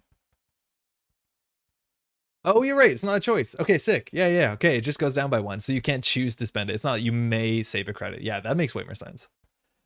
And then if this is an archer, we're happy. If it's a border control, so be it. But with simulchips, we can rebuild most of this rig. I think we just have to run this here. There's an argument to clicking for another credit here, but I've done very little math. So we don't have more money than them. We'll break the end the run. Everything else just fires. It's okay. I'm going from 16 to 18. I don't think is relevant. So we have board control with Amakua. It's another Valenchao. Okay. So here we'll Arissana. We'll put a slap vandal on here. Now we'll do that. We'll use our last bad publicity. That's a hard server to contest. If we just had more money, one day. We didn't consider what our world tree is. It probably, we'll find out. So if this is an archer, it's a brawn. Oh, wow. What? So cool. Okay, super sick. So how do we breed brawn? If we double click through it, they can install an ice from hand. Could be the archer. That's really fun. Imp to trash a Rella. I don't think we care that much about the Rella. We could definitely get an imp here, but we have to deal with this. I'm more interested in trashing the Tucana. Maybe a Rella is worth trashing. It probably is with that many hostiles in. So this Brawn actually is quite annoying. Was not expecting that. I don't think I've ever seen Brawn in an outfit deck, but this is one of the best ice in the whole format. For 2 influence, why not? So how do we beat this? If we click through it, they can install an ice from archive, so they can install an archer. If they do install an archer, we run into the archer. We have to simulchip a slap vandal back. They trash both their programs. We barely get in. Double click simulchip slap. Yeah, that's probably the possible. If we could double click simulchip slap. Yeah, that's reasonable. Then I think we imp Arella. We could also imp the agenda so Tucana doesn't fire. The thing is, like, this server is just really hard to contest. That if Tucana gets another ice on here, we have to give up on the server. And then we have to win by, like, imping centrals. Which might be fine.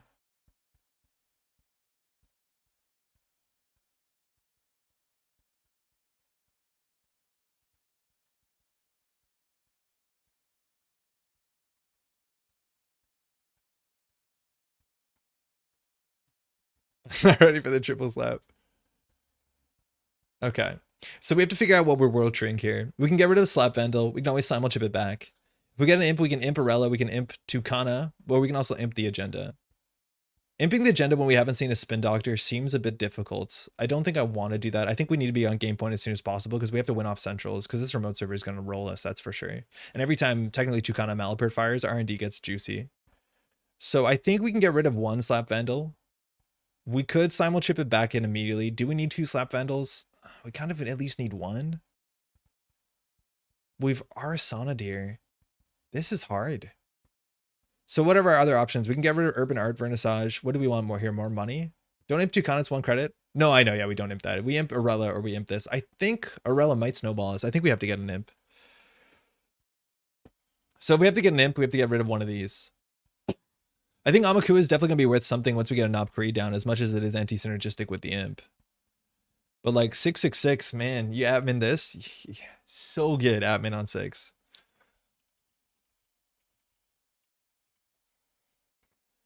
I think we'll get rid of the Slap Vandal. Let's see how it goes. I'm not actually sure about this.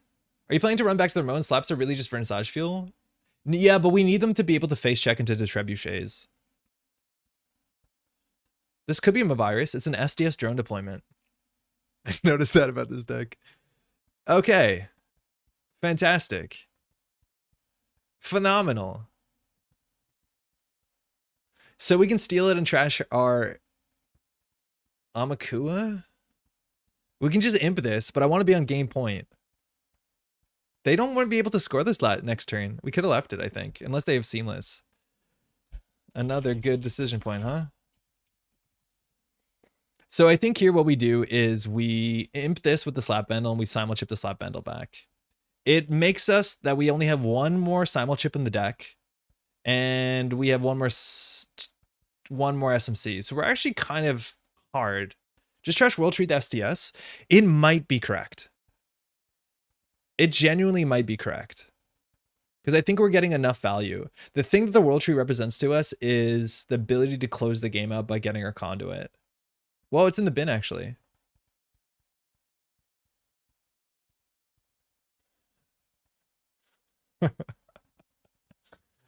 We do the agenda first to see what they do with Tucana.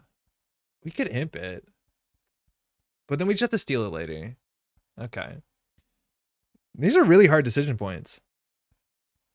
No. I gotta steal that.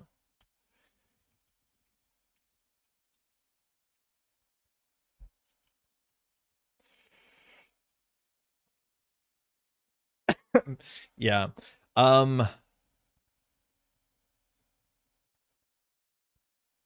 Now, if we did the imp first, we could have imped Arella and then trashed the imp.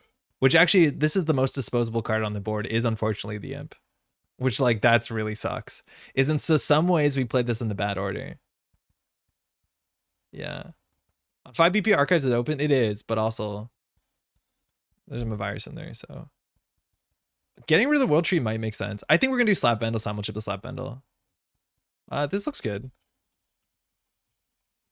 Don't we do the plan to charge the turtle? Turtle's the only way we get into HQ. Turtle's really bad into the deck, though. Yeah, I could see F it. Yeah, let's see what happens. Let's see what happens. Yeah, that might be fair. Yeah, there's only so many of them. So we haven't seen trebuchets. There has to be some amount of trebuchets here. Maybe a Hortum. Trashing imp with SDS is much more stylish than trashing SDS with imp. Yeah, I know. I wish we could get away with it. If we had to click to run archives, but then still we have to trash something. So let's see what Tucana does. Yeah, that's what we're worried about. That's why you keep Slap Vandals around. Arella. So Arella is just a speed thing for them. Because this remote server is a problem. We're still going to use our imp anyways. I think this is a better one to imp. And Tucana, we will trash for 1. Because now they still have to score 2 agendas. Let's hope that's okay. Yeah, at least here, like, running archives. We can still Cleaver, run archives for free, and get free world trees. So that's cool. And then Kulu has nothing to do with that. But yeah, now we know where 1 trebuchet is. Mind you, when they res with Tucana, it doesn't avoid additional costs. So this isn't above the law. So now we have to get 1 good run on Central Server. That easily could be Tucana or Malapert. Sorry, Tucana or Virus. Take clicks. We'll do Earthrise first. Not that it matters. Busa Cuban Simulchip. Simulchip is sick. Cuban is really, really good to farm archives, but if we put a Cuban on the border control just pops because it costs us nothing to break. The Buzzsaw is pretty useless against Valenchows. It's really bad to Valenchows. Even if we get it with the turbine, it's not very good. I think we pull that back. So if we face check Trebuchet now, it's hard. Oh, we got way too many cards. So we install Cleaver for 2, run archives, trade the Earthrise for another Earthrise, or just an upfront economy card. We also now have Cleaver Palangi. So if we have Cleaver Palangi, we actually break Trebuchet for 3 as long as we have, mind you, my virus will maybe say something about it. But as long as we have a turbine, which probably is one of our next things we want to install. Like, I think we do Cleaver and then we just put the Cuban on border control. They just crack it. They just should immediately trash it, which makes me not exactly want to do it. Is that bad for us?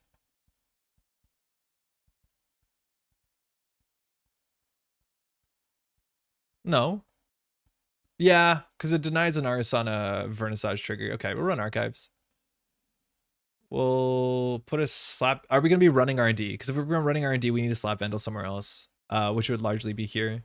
So we want to put the slap Vandal somewhere we don't think London's going to trash. Cuban slap Vandal plus 5. Bad pub gets you the Trebuchet for free. Cuban plus slap Vandal plus 5 Trebuchet.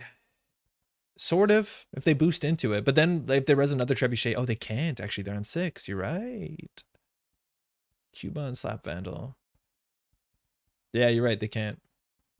Mavin Bin. Mavin Bin is fine. Like, we're not going to imp this turn. We'll get an Obcree down soon. Yeah, it will purge the imp, but, like, it's okay. Like, this is the easiest. We have to get our value here. Well, we don't have to show here. Like, why would we? It doesn't really matter. Sorry, excuse me. So yeah, if we put the Cuban here, they're on 6 credits. That means they can't res anything too scary, he says, running into a ballista. Oh, yeah, that was fine. That makes sense. That tracks. Yeah, that makes sense. Yeah, maybe. So now we want our archives. So we trade our Earthrise into another free Earthrise. In fact, we can get anything. Paid with SDS for that. So we can run archives. We can get the Cuban on this. We can run this. We have bad publicity. Wait, no, we only have 2 clicks now. So we could just run this. We could install the slap bundle on it from hand, run it, and then see what happens. Because we don't need a cube on this. We could cube on any of these. This is a bit cursed, but I'm going to do it.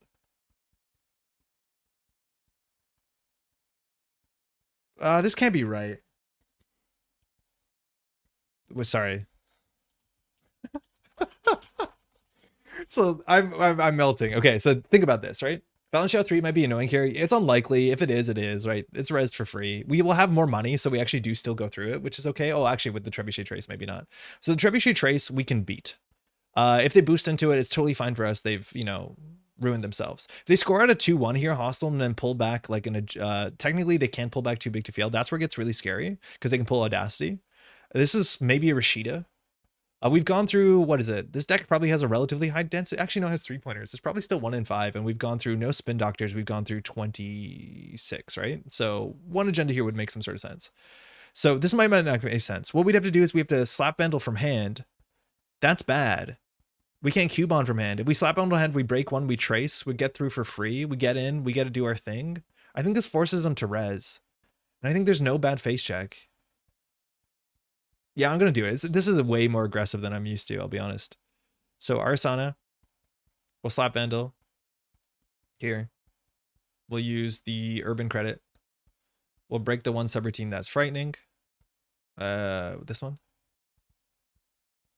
And then they can trace. Ideally, if they don't res anything else, mind you, if it's a board control, it's totally fine. They res for 4, but too big to fail somewhere. So we'll trace 6. So 1 real credit, excuse me. And we'll just keep going through these. If anything really scary is rezzed. Well, well, well, if it wasn't the worst case scenario. So gain 2, the runner loses 2, and the runner if you have more credits than the runner. We found it. That's the bad one. Okay, so we hit this, we lose 2. We have to at least hit it. I don't think we want to simulchip for the slap vandal, so I think we're just going to let this fire. And then I think we just run archives. We now have 6 bad publicity.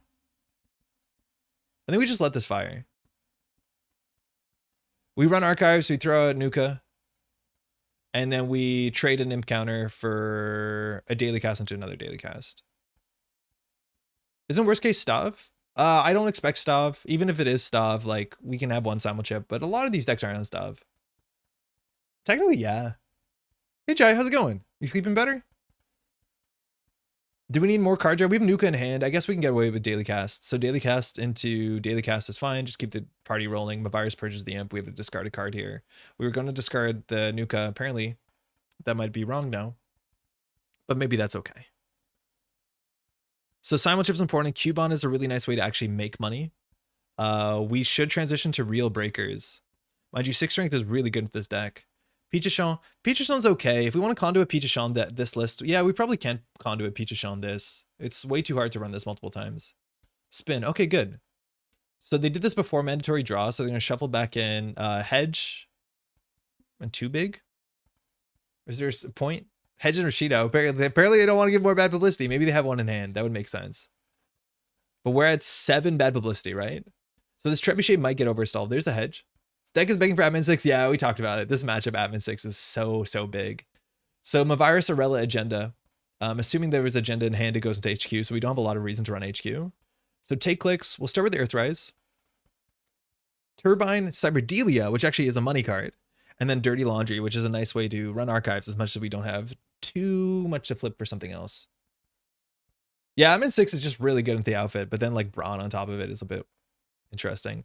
I think it's not the Turbine. Urban Art, do we want to return the slap bundle? Or do we want to have the slap bundle there because it's a slap bundle and that's good? This is where we're like, we might need to trash something to go get another slap bundle. Because like slap bundle is how we beat Valenchow, slap bundle is how we beat Trebuchet. Now this can be another Trebuchet, which would be like dire. Otherwise, like with bad publicity, we do break this. We just need to get our whole breaker suite down. So maybe we should focus on that. Daily cast for sure. Urban Art, do we return slap bundle to hand? Are we just going to spend a click reinstalling it? I think we are. I don't think we need to move that. Does admin work with rigging up charge? It does, yeah. Oh no, because when you... Probably. I think there's a checkpoint where you do admin text and then you do rigging up. I'm not actually sure. You can charge admin when you rig up. Okay, cool. Yeah, that makes some sense. I could argue either way, I guess. Okay, shit. So Cyberdelia, not great. We have 7 bad publicity. This technically should be a free credit every turn. We want to contest this admin 6. Otherwise, that's really quite difficult. We don't have a lot of turns. If you do admin 1, yeah, you have to put at least 1 on it because that's the way charge is worded. So here we can Dirty Laundry Archives, install a Palangi from hand, use Palangi. We are over MU. So either we get the Knob Curry down to open the imp, which seems less important than getting the Cyberdelia down. If we get the Cyberdelia down, we can't Dirty Laundry Archives. This is just programs, right? It's thinking, of course. Jeez, this deck. Yeah, this is like the only matchup that I'm really excited for admin, barring like it's probably one of the best ways to deal with Brown, period. But this is I think one of the few decks in the whole meta that is really like stratified around a single res cost or res strength, ice strength, let's say. So we install Cyberdelia, go down to that. If we can't Dirty Laundry, so if we Dirty Laundry first, we can go trade probably the imp into a better program. What's the plan of running R&D this turn? There might not be. But we have to figure out how to break this, which is probably get our Buzzsaw down and probably get our fixed strength breaker suite down. So I think if that's the case, we might not need imp. We're probably better getting our Buzzsaw, which is in the deck. We know the bottom of the deck has our turbine. Once we get all that down, we're relatively okay. If that wasn't planned, playing with a slap would have made more sense. Yeah, we can still do it. We're not past the window. And that would open up MU at least. But I don't think we need it. Yeah, we probably should just bring it. I can't tell. So if we dirty laundry archives, we can... Plongy is good. Plongy is a way to break trebuchet with buzzsaw is fine.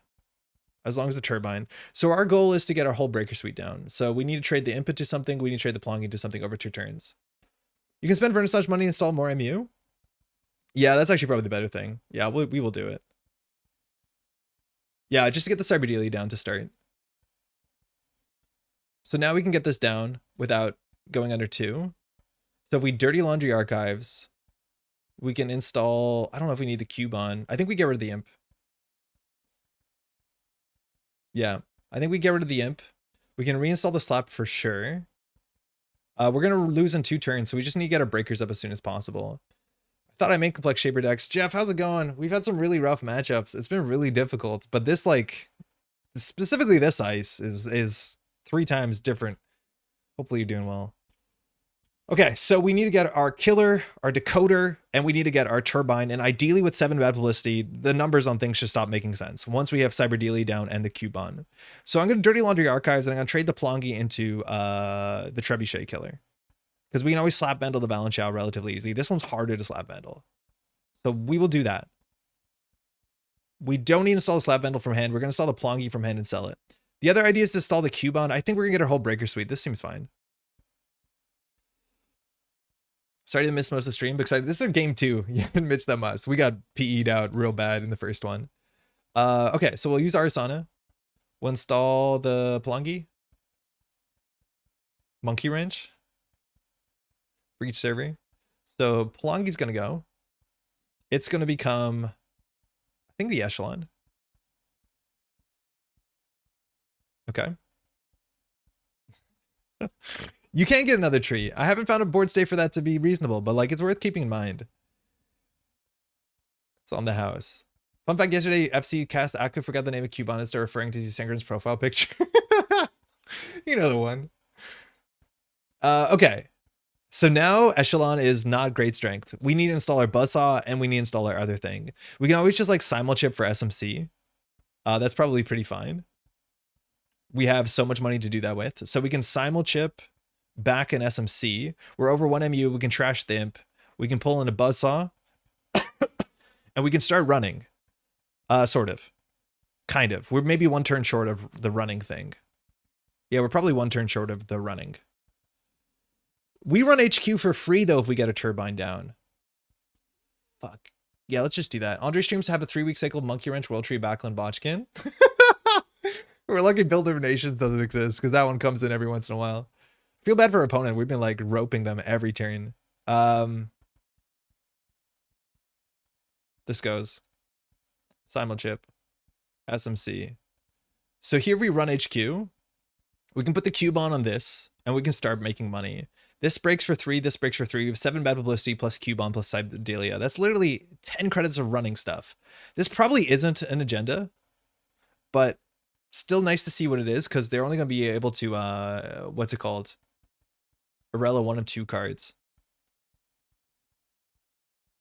Yeah, I think we're just going to go for it. Wait, hold on. So it's 6 to install our thing?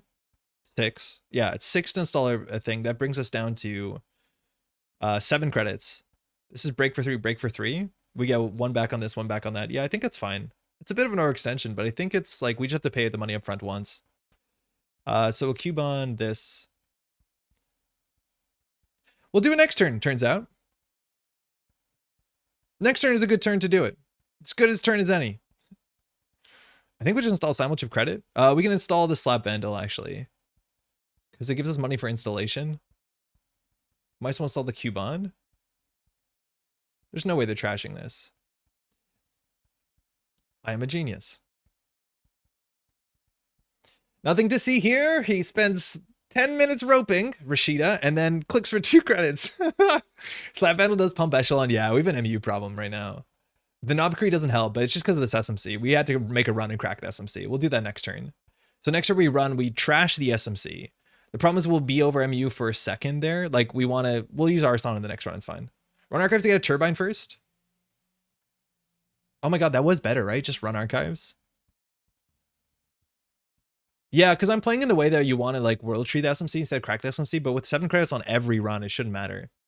Aurelio's res. Now this plays on Clot, but London knows the deck. So Aurelio was resed. So not asking for Clot, that's fine. That's fine. That's okay. So they need some sort of accelerant here, because if Aurelio installs a 5-3, they need a seamless.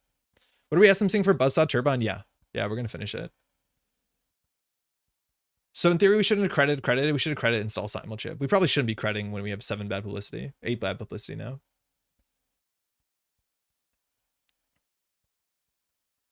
Okay. Conduit at some point, but we have to get some hot singles in our area. Our area is HQ and R&D. We could, well, we don't want SMC on their turn. Obviously DZ, but like nothing else. Trebuchet? Wait, how much bad are we gonna have? 9? What happened? Trebuchet in front of R&D? Oh, it's added to HQ and a card in the remote server. I think World for Turbine, then use Bad Pub to break. There's no reason not to. Right? Like, we have 8 bad publicity. We don't have to. You know what I mean? You can trash a World Tree for the final piece of the rig, I think. No, World Tree has to trash something else. It's unfortunate.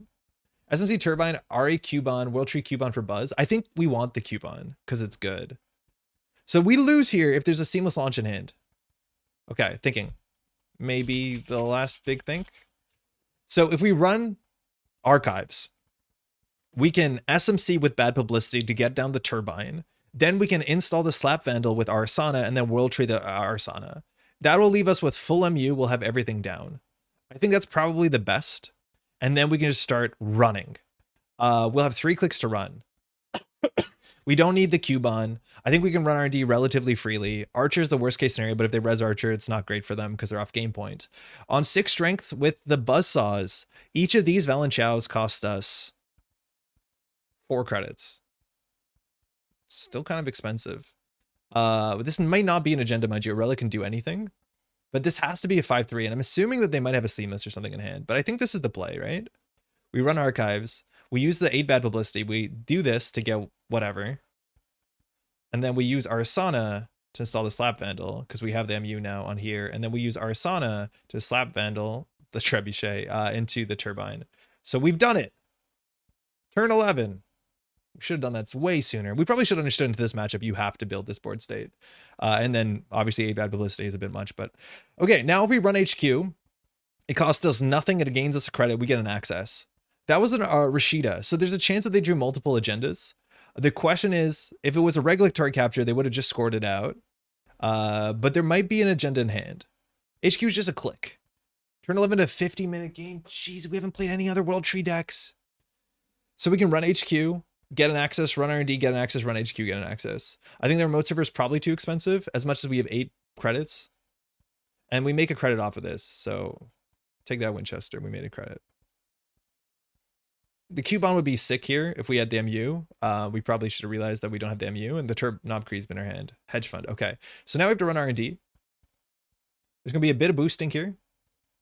5. Okay, a bit. Wait, actually, this is expensive. Deep dive? Oh my god, that'd be so cool. World Tree's taking MU up? Yeah, we can trust a World Tree for sure. We will. We just don't want to spend a click for the Cubon. This is actually kind of expensive. We can still break anything? It's just like board control here would be bad. It shouldn't open your mouth. Why are you opening your mouth? Just stop opening your mouth. Okay. So this one is what? 5 to break? So we have to boost once, 3 for 5. This one is 4. We still go back for a single. Like, there's a chance we lose to Seamless here. We don't have Imp. I think we can overextend here and go low on credits because I don't know. We probably lose in the remote server if there's a Seamless. It's not bad. Damn, he's good. He just has to think about it. GG, yeah, that was lucky. What was in the remote?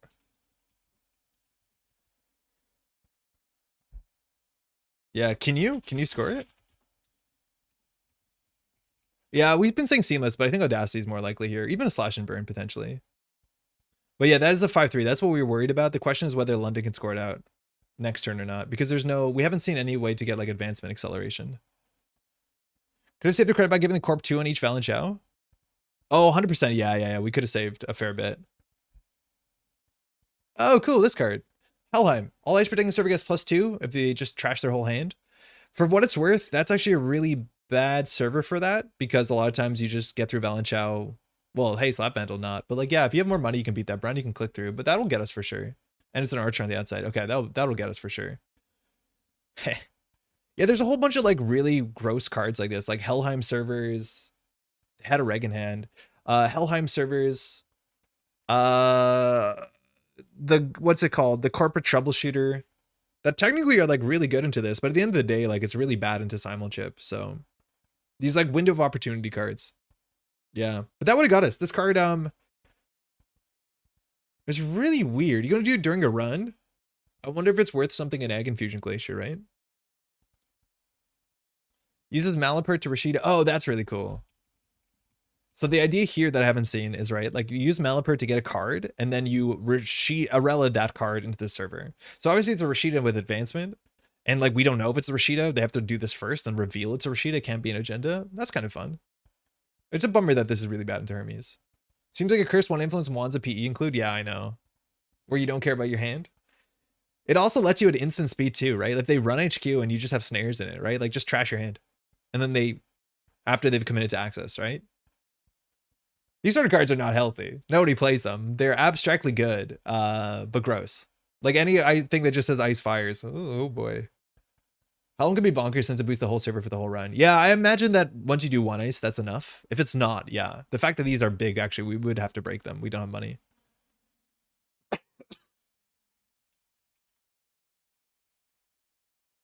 Yeah, I want that admin 6, but I guess that upgrade will say something. Yeah, look how bad this is to admin 6. Is everything 6? That's really, really funny. All right, we got to make a new deck. I can't. It's these games take way too long. It's so much easier to play this when like not chatting too, which slows everything down for sure. Can't hush upgrades. You can actually, some of them. Swap artist for admin. Yeah, maybe. I don't know if we could afford admin 6. I'm running archives. You can. That's for sure. Thanks for the game. Cool list. Yeah, that's really cool. This card's potentially quite bonkers. Okay. Let's try a different World Tree list just to like move things over and play. In that version, in that matchup, the virus part of it didn't make a lot of sense. We played into, it was actually really good into the Jinteki one, but not into the, well, the virus is everywhere. News? Yeah, I think there's not a lot of news. It's very quick news. It's cool news though. March AMTs are coming up. I think this is all the news. Maybe I missed something. But starting March 2nd, which is only in a couple weekends, there's an AMT. I think this time zone makes sense for where I am in the world. But it is Sunset, which is really, really cool. I think there's a Sunset tournament coming up this weekend or next weekend, if I'm not mistaken. NPC? Oh, Joe, we talked about NPC last week. Or on Tuesday, excuse me. Yeah, it's 11 a.m. That's not too bad. We'll pull it up. Yeah, we talked a bunch about it on Tuesday. So don't worry. We didn't miss that for sure. I know the Vancouver event's coming up soon. But this is really cool if you want to play Sunset, mind you. That's the new enough testing format that was announced in January. I think that's gonna be cool. I think a lot of people are gonna play in it. I know there's a Sunset one coming up, I think in a couple weekends, if not very soon, as much as the time zone's like 5 in the morning. Makes more sense for Europe. But that's really cool. Get involved. Again, all this stuff is free, which is really cool. And Sunset's gonna be a fun format either to watch or to build for, which is great. Uppington Nabi in the red from the Vancouver event. Gotta get the world out. Oh, no way. Okay, one more plug. So check in on Tuesday. We watched this. It's all time-stamped. But if you want to know more about this was just announced late last week, which is the North American Netrunner Player Circuit, which is a series of tournaments being organized by, again, grassroots. It's players around North America with a cohesive tournament system. So you can play in some major tournaments all around North America. Mind you, a couple of these are in Canada, including Montreal, which is an event I will be running later this year. We should announce it somewhat soon enough, I reckon, but it'll be later in the year. It'll be one of the final ones in the season for this thing, which wraps up in September. It should be around September. Mind you, some of these events will overlap with things like nationals, potentially stuff like that. We did apply for a nationals in Montreal again, so I don't know if those will be the same thing or different things, but also I don't know if we're going to get nationals bid again this year. I'd be surprised if we do. Okay, let's build a different version of this deck. So we're going to grab this. We're going to copy it. Actually, I'm going to start here because I have this version of it. This is the Maw version.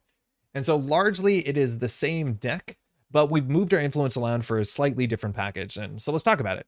We're now on still 60 cards, but we're on Maw for our console. Again, Maw is pretty expensive. It's a fair bit less expensive when you get down with World Tree, and it just gives you 2 MU up front, which is kind of awesome, and not that virus MU, which is not that useful for the deck. The first time each turn you access a card not in archives and do not steal or trash it, the core randomly trashes 1. That's not exactly imp, but it's a good way to make us get pressure on single accesses, which is important for this deck because this deck just running on singles doesn't work. Now, this is really much better into like assets. We haven't seen any assets really today. We've only played 2 games, but I could see a world in which this is a better way to quickly set up, and then we don't have to play as many like Cyberdalias. So we're playing 1 less Cyberdalia, but 1 more Maw, which is kind of cool. Watman Tree is what the grants are going for. We could put an admin in it. I just can't imagine admin being that good, but okay, we can do it. It doesn't cost us that much. What else is in this? DJ Fenris. This might be a bit greedy. Again, we haven't played too many games that have gone too long, but getting DJ Fenris for 0 is either really good if we're trashing stuff immediately with Lou, but more likely running HQ for a value proposition, which is good. World Tree Maw is a great jump scare. Yeah, playing against like late game Shaper Maw is kind of wild. We've seen this in a couple decks throughout the years. Some kit decks are playing this. I think we've seen it in some other like control decks, but it's a nice way to get you that pressure on those single runs that Shaper generally doesn't have a lot of pressure. Stone Chip is a good exchange with World Tree. I think Stone Chip is not great. It's nice as a flexible card, and there's some instances where pulling it was okay, but the fact that it like is cost 0, we spend a click to install it. We'd rather spend a click to install something. Okay, so the idea with the World Tree is not that we want to install a resource that does nothing for cheaply to push it onto something, but the idea is that we install a card that we get value from and push it into something, right? So would I rather have, you know, Stone Chip or rather have Daily Cast? I'd rather get 6 cards from my Daily Cast and then sell it. If I want to spend a click on a card that doesn't do anything, but it merely gets us flexibility into other matchups, I think it's right. Like I'd rather play Nuka over that. You know what I mean? I kind of want to build an all admin World Tree now. Let's see if I can remember that in 20 hours. I'm down to check that out for sure. This version also on Hannah. So far tonight, we haven't really needed it, which is great. Leech, that's the one deck that also might want to play Monkey Wrench. I'm so sorry. We have Hannah in this, which is okay with Maw, but I think in so many of the matches we played today, this is probably not worth the influence. We're also still in Amakua. I don't think we really wanted Hush in any of those matchups exactly so far. And Amakua abstractly was like, you know, the thing to do with Maw. I don't think we will need to play it, but we might be slow to bring up our breakers. We'll play 1 admin because we said we would. What else do you want to do with 3 influence? I'm also not sure that DJ Fenris. I wonder if this goes too fast that like Fenris is hard to get value from. It's obviously really good that when you get it down. Other weird things that we talked about. Red team, you could. I'm worried that red team's slow. Everyone's been icing up Central's really good. It's like definitely an option for sure.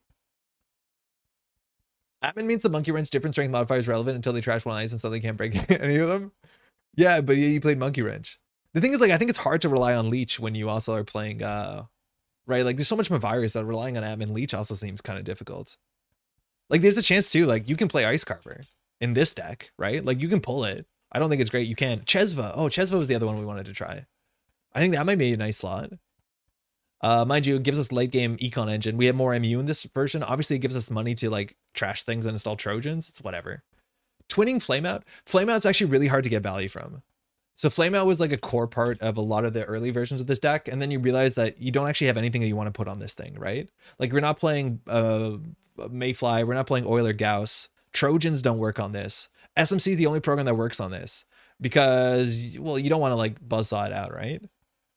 I think we could play the Twinning though. Like here though, it would challenge either the Class Act, which is kind of my favorite card in the deck. I think we can definitely cut an Artist. It's been bad in every matchup so far. But we could like change this part of the Breaker Suite and then maybe play a Twinning. What do we need to do to get the Montreal meta down to Boston NPC tournament? I don't think you need to do much, Dan. I'm planning on doing it.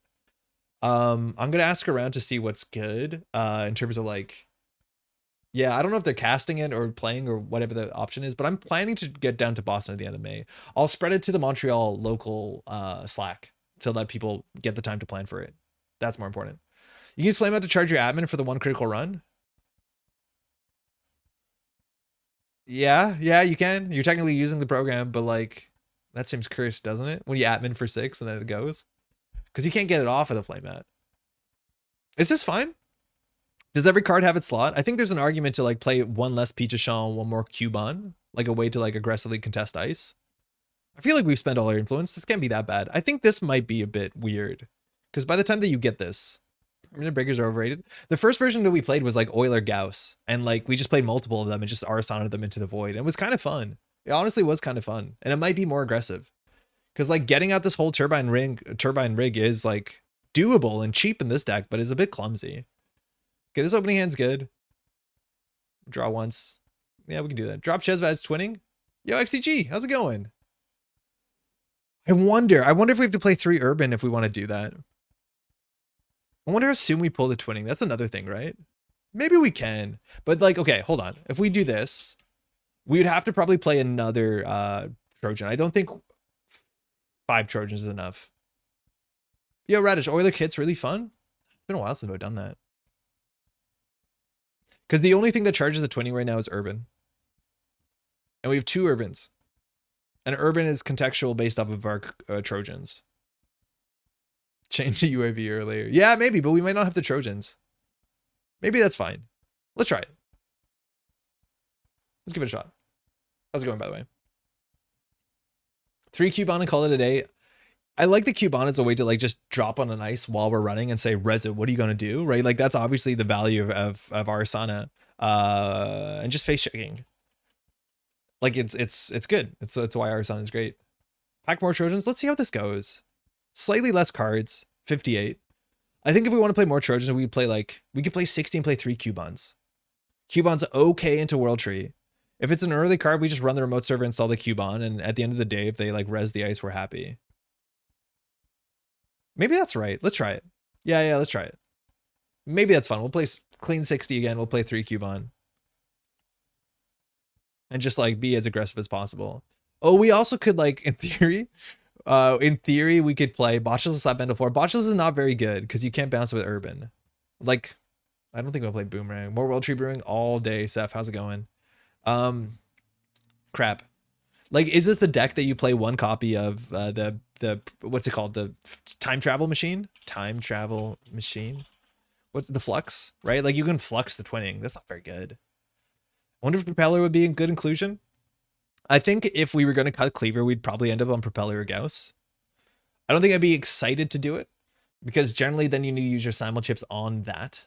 And if you use your simul chips on that, you end up losing flexibility on the fact that you want to use your simul chips for a lot of things in this deck. So it's difficult. Maybe like Atman deals with your barriers, but like, I think if you want to do that, you probably still want Amaku or something, right? Because I think you can get away with Amaku to break all the 1 strength barriers, and then you could use maybe Atman for the high strength barriers, because high strength barriers only come in at like 1 or 2 strengths. 10 strength for Pharaohs. Okay, this is not a corp deck. What's the stealth program with money you can charge 20 on the corpse turn? Mantle. You can play Mantle. It's a credit a turn for programs or hardware.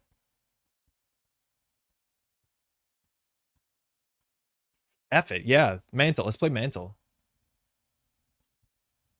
I've been looking through the stealth cards. Yeah, Mantle. There's only like 3 stealth cards in the game that use stealth credits and like 3 cards in the game that produce stealth credits. Stealth is in such a weird spot. If you're new to Netrunner, you're like, what the heck is stealth? I'm not surprised you think that. Maybe NSG will revisit it, but it's a really weird thing. Tech tree. Maw. Arissana. Paste. We'll do Cubon -2. Mantle +2. No, we'll do 1 Mantle, 1 Cubon. We don't need 2 Cubon mantles. God bless our MU. I want some Arella salvo testing tour. It's like probably good that Arella's 3 influence, but there is a lot of things that are inherently fun and goofy that are gated by the fact that she's 3 influence. Shout out to original Netrunner, we had Noisy Breakers. Yeah, Noisy Breakers is fun. Technically, the Anarch faction is meant to be one big noisy breaker. Like Audrey's a noisy breaker.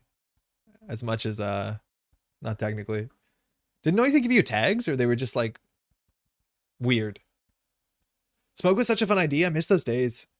Smoke is one of the ideas that I think had the most, like, there's a couple ideas that have a devout following. Smoke is definitely one of them. By a huge mile. Ah, D, how's it going?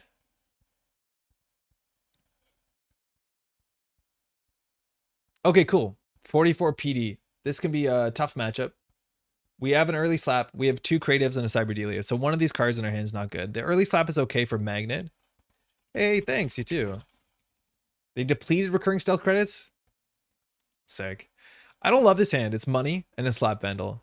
We want to get our card draw and we want to get an earth tree. Okay, early Maw, a bit of econ, a bit of face check. That might be okay. We're not going to SMC into anything too aggressively. If D pushes out here, we face check. Hope it's not an MIC. Worst case is MIC. And then we go from there. Did D keep? D mulled. Okay, so running HQ also has some value here. We're assuming this is a trank. Much like the stealth breakers. Yeah, so true. No action. Drafter's not that bad. Hedge fund back is like a bit of a bummer. They have good money here. But we want to force a res. Like a big old brawn here when we have 3 clicks is always good and awkward. We'll see how it goes. Nice. So we can install the Peach Shaw, go through the brawn, trash Rashid, install daily casts. That seems kind of fun. If it's a Tranquility, that's the worst case. It puts us down to 0 and we can't really play the game there. JNet needs to indicate action, but yeah. I don't know if that's a /S or not. They indicate no action, inaction. Oh, okay, I read it wrong. I'm going to go for this play. This seems a bit aggressive. This technically is a cheaper way to save a click compared to Slap Vandal, which is kind of fun. So we need this to be Rashida or we get blown out. Come on. Yes. Yes. Let's go. Sick opening. We don't pinel, so that play like is pretty easy. After a mulligan, like maybe it's a Tranquility. Spin Doctor Server 2. Need to get something in there. We check it for 2 clicks every turn and a run, which is not too bad. If we had a Dirty Laundry, that's a bit doable, but we're obviously our card drawn out. So D now, it's harder to describe with Spin Doctor for what it's worth. So there's a chance that they have agendas in HQ. Now, if that's another Rashida, they kind of stalled. Like that was a slow install there. So I don't know if that's another Rashida. There's a chance this is seamless into an agenda. Us checking there is like relatively expensive considering how little we have going on for our board state. So if we run, we do click, click, click, get a click back, we're on 2. We can't trash Managarm, we can't trash 1/4. I think there's a chance it's an agenda considering how bad D's opening turn is. So I'm going to make that run just for that case.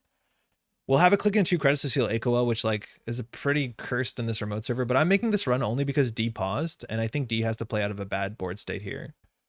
Obviously it's not good for us, and if it's a Malapert or a Managarm, we get blown out, but like this is just a gut play. Example, Noisy Breaker. Give me a gut play. Regolith. Did not play around that. Damn. So we need another credit for that.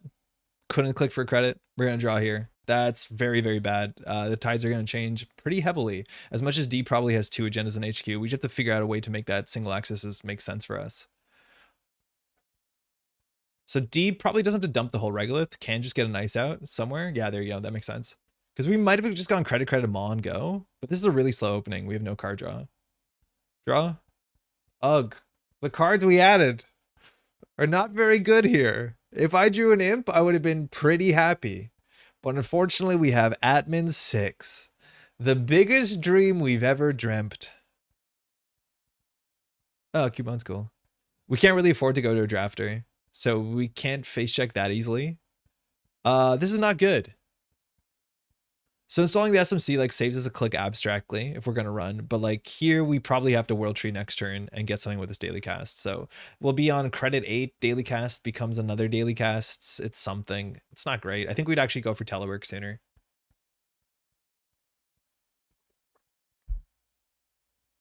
Now we're slipping.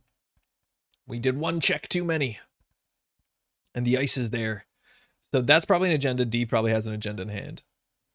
So if we do credit run, and we technically lost a credit, a click installing this, we could click for credit because we're going to Arissana it from hand anyway. So like that wasn't great. We can get the World Tree down. We can trade the daily casts.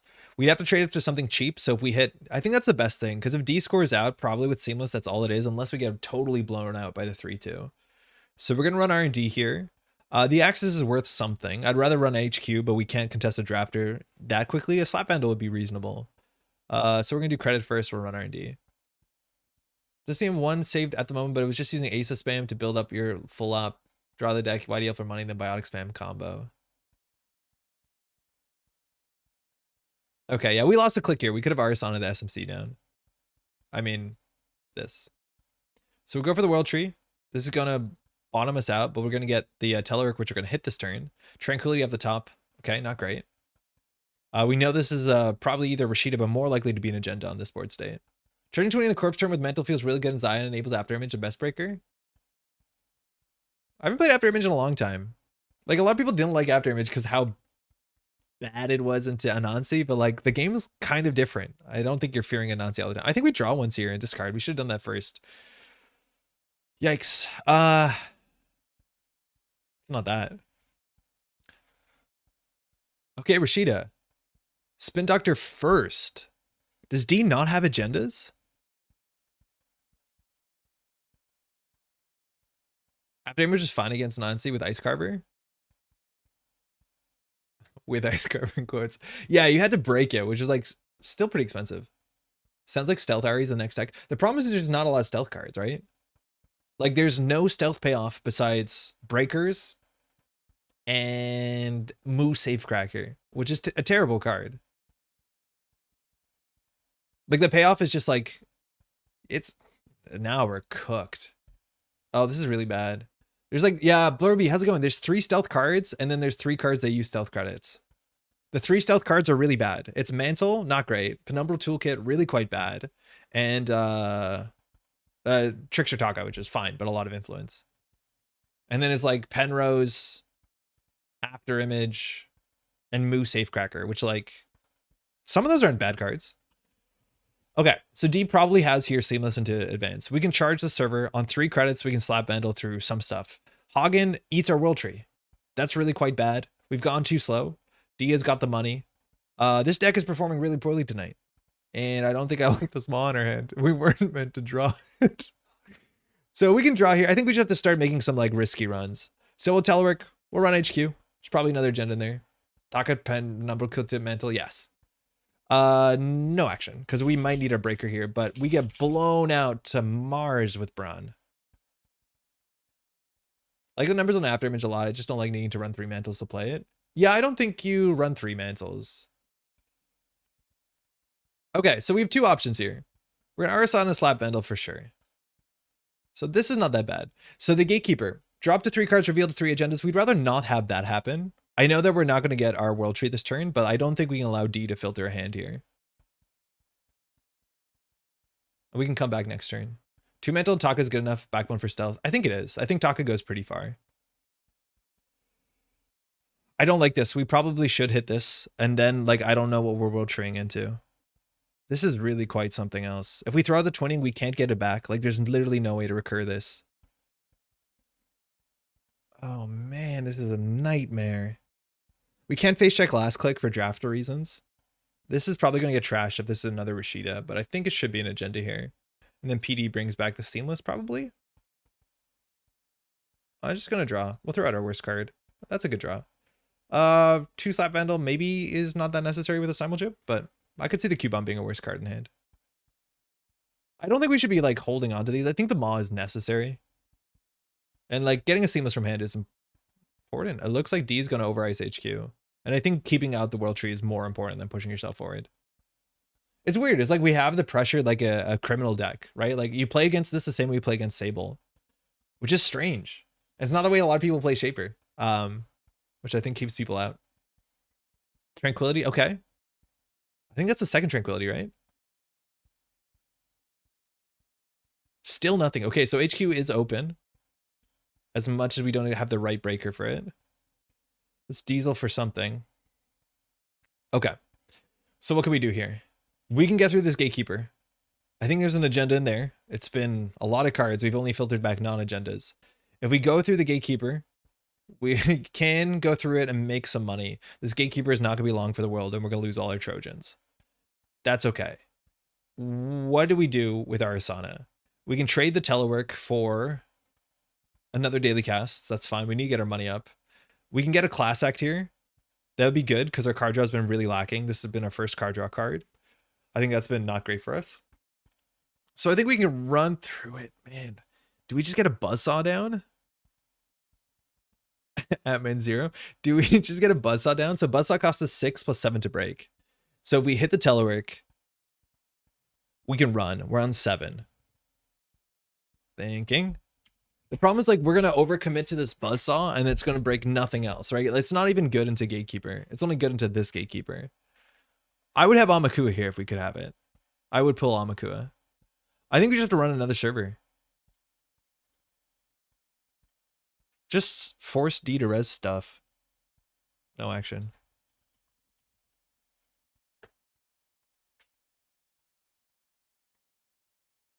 Sick.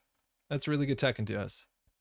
Wraparound, not bad. Okay, so if we don't get a cleaver, we have no way of dealing with this because it's 7 strength. Mind you, it does perfectly beat the Slap Vandal. And paying 2 is kind of very, very good to keep us out of that server. I was hoping that D would pay at least 4. Hagen, again, still is a cursed face check. So we got nothing. Oh, man. This has been so bad tonight. Seamless. Double seamless. Okay, good. Score jam. ADT score jam. Wouldn't be a slap if you had a monkey wrench on that server. Yeah. Or a fractor. It's easier to play a fractor. Seamless launch goes back. ADT is going to do some nonsense. D's going to know the top 5 cards of the deck. This is so bad, right? I'm glad that people figured out just Ice Up Centrals beats this. Yeah, but this is really rough.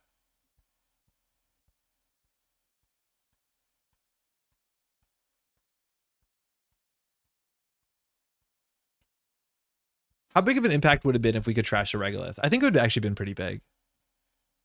Because I don't think D played Econ. I might see on the remote server. Okay, so D is going to push for the remote server. Because that double seamless means that D is going to jam. And obviously D has a seamless in hand here.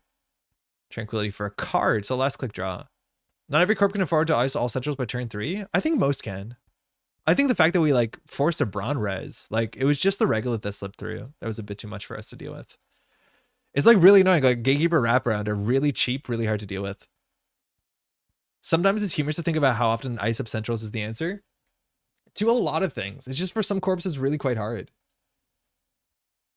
This one is generally hard. Like it's generally hard for HB to early ice up all 3 centrals in a way that makes sense. Okay. So we need to make some sort of forward pressure here. The easiest way to get pressure is to get into archives. Do we need to get in archives? I think we can force a res here and just hope it's not a Hagen. I wonder if the wraparound slots eat into the Hagen slots. Let's force a res.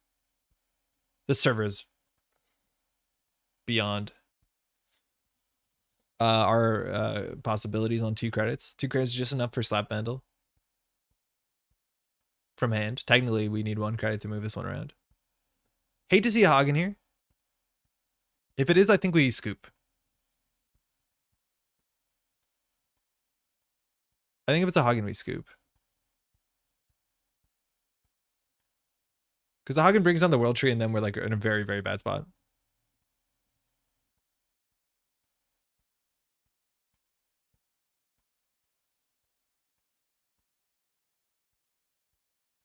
Not good. We'll see. At least D's thinking. Second Gatekeeper.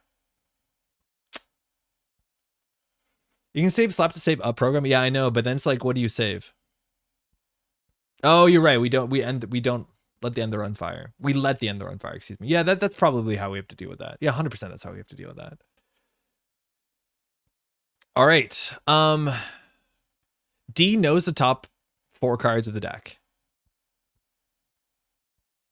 Do we know how far down MIC is? I don't know if you have to... Do you have to tell us?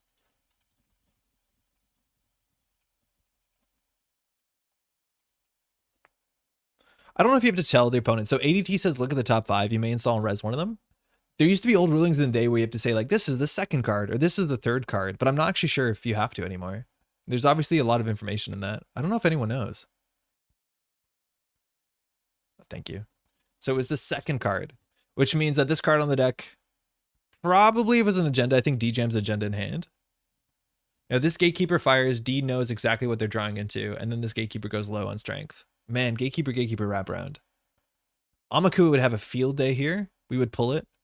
I think we have to not be greedy with the telework. We just have to get a buzz out and go. a turn ago. Trent Grid drew, which is telling actually. Oh, Trent Grid drew the card. You're right. I think HQ has it. I forgot that. Yeah, last click draw. And it was like, generally that's a weird thing, but it was a known draw. I'm just going to let this fire.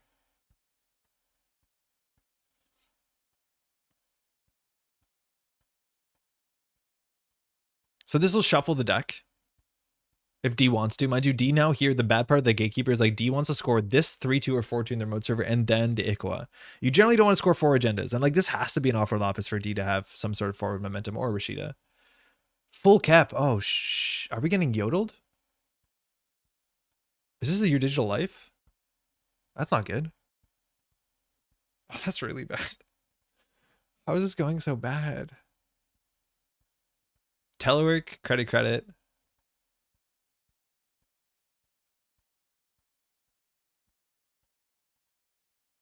Just draw once. Oh, these are so bad. Yodel so much gas and PD. I don't play it that often. I think we just draw. We have to throw out our worst cards. Well,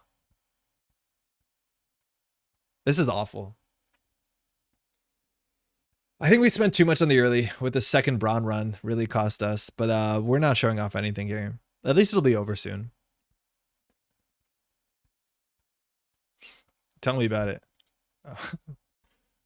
Well, it's only 3. It's not the whole hand, right? You see, could be bully PD early, but why do you give them a safe way to quickly credit out back? Yeah, there's a big advantage of that. So now their most servers like Managarm and Oetic. So we just have to make some sort of HQ run. The problem is now in this deck, there's no program we can get that's a pressure program.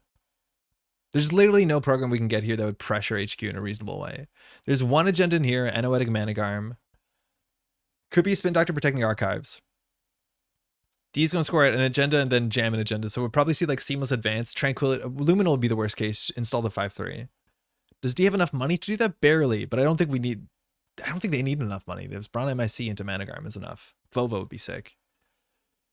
So we have to figure out how to make money here. So I think we just do SMC. Yeah, that's true. So I think we need the Cubon to work for us. This won't last long. So we're going to lose the Slap Vandal and the Gatekeeper. So we're going to install the SMC. Okay. This costs 4, 5, 6, 7. Oh my god. How's this so bad? We're full MU with just useless Trojans. Just get out. Just get out. Oh my god. There might be an agenda in here.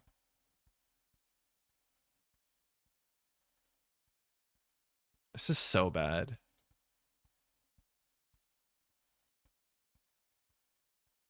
Just install Maw for more MU. I know, drawing this is so bad.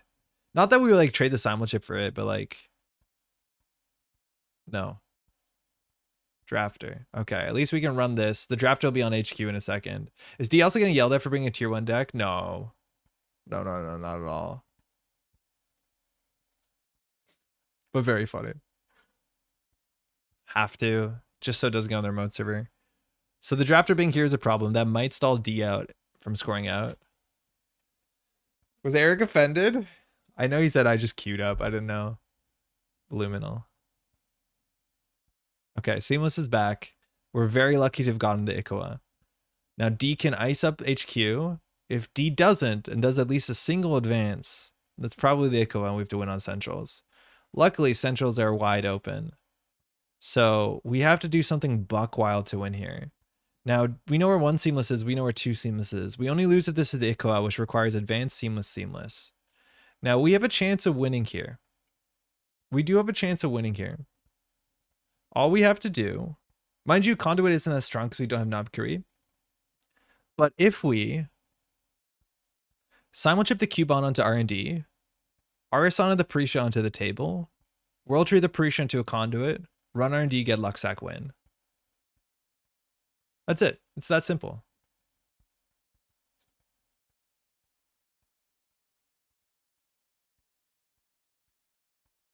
No MU for Prisha?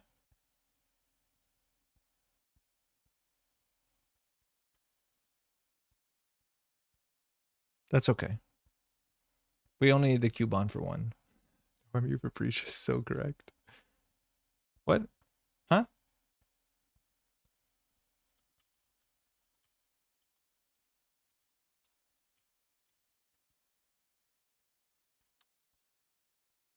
Do you think they don't have it?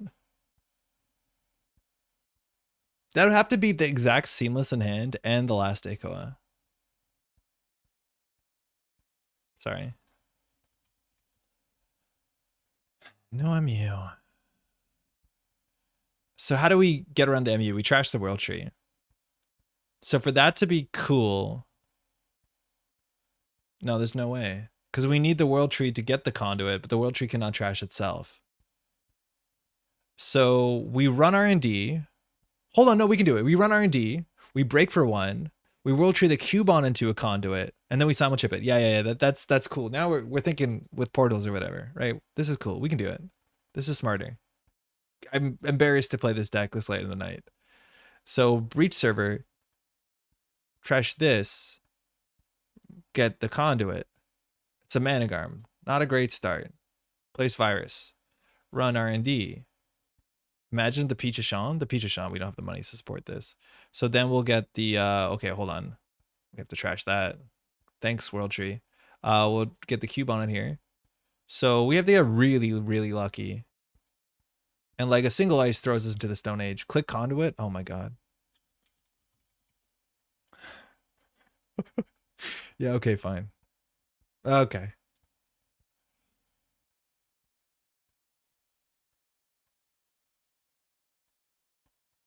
Okay. So we can trash a Rashida beyond this, but that's mostly all we can trash. That's one credit too expensive to trash. So the question is, every run actually makes us money.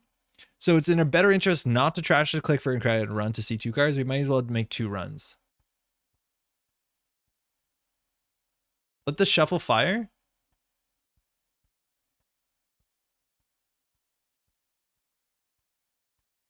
It doesn't save us anything and they wouldn't. Like, we just don't want to give them any agency. It says draw up to, right? So it's 0. If it forces shuffle, but like here we're just giving D choices and they can choose not to. If we break only the ETR, like it's draw up to 3, reveal up to 3, and shuffle those. So you can choose 0, so it doesn't actually do anything. It doesn't force fresh cards. No, you don't have to shuffle. If you choose 0 cards, you don't shuffle, right? They have to shuffle? Wait, really? Yeah, you can choose 0. You can't shuffle those agendas in R&D. Oh, okay. Apparently you can. I didn't know that. Nice, thank you. I wonder if we should have done that sooner. We should have done that sooner.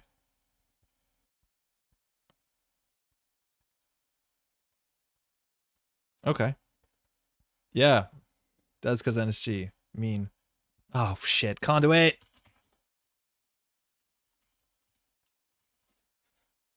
Thank you. Yeah, we should have done that a turn sooner, I think. Oh, well, no, because now there's only 1 card that escapes lock, but I don't think that's that big of a deal. I really didn't think you could shuffle 0 cards. That's cool to know. So why you should never put Gatekeeper on R&D? Draw 0. Forces a shuffle.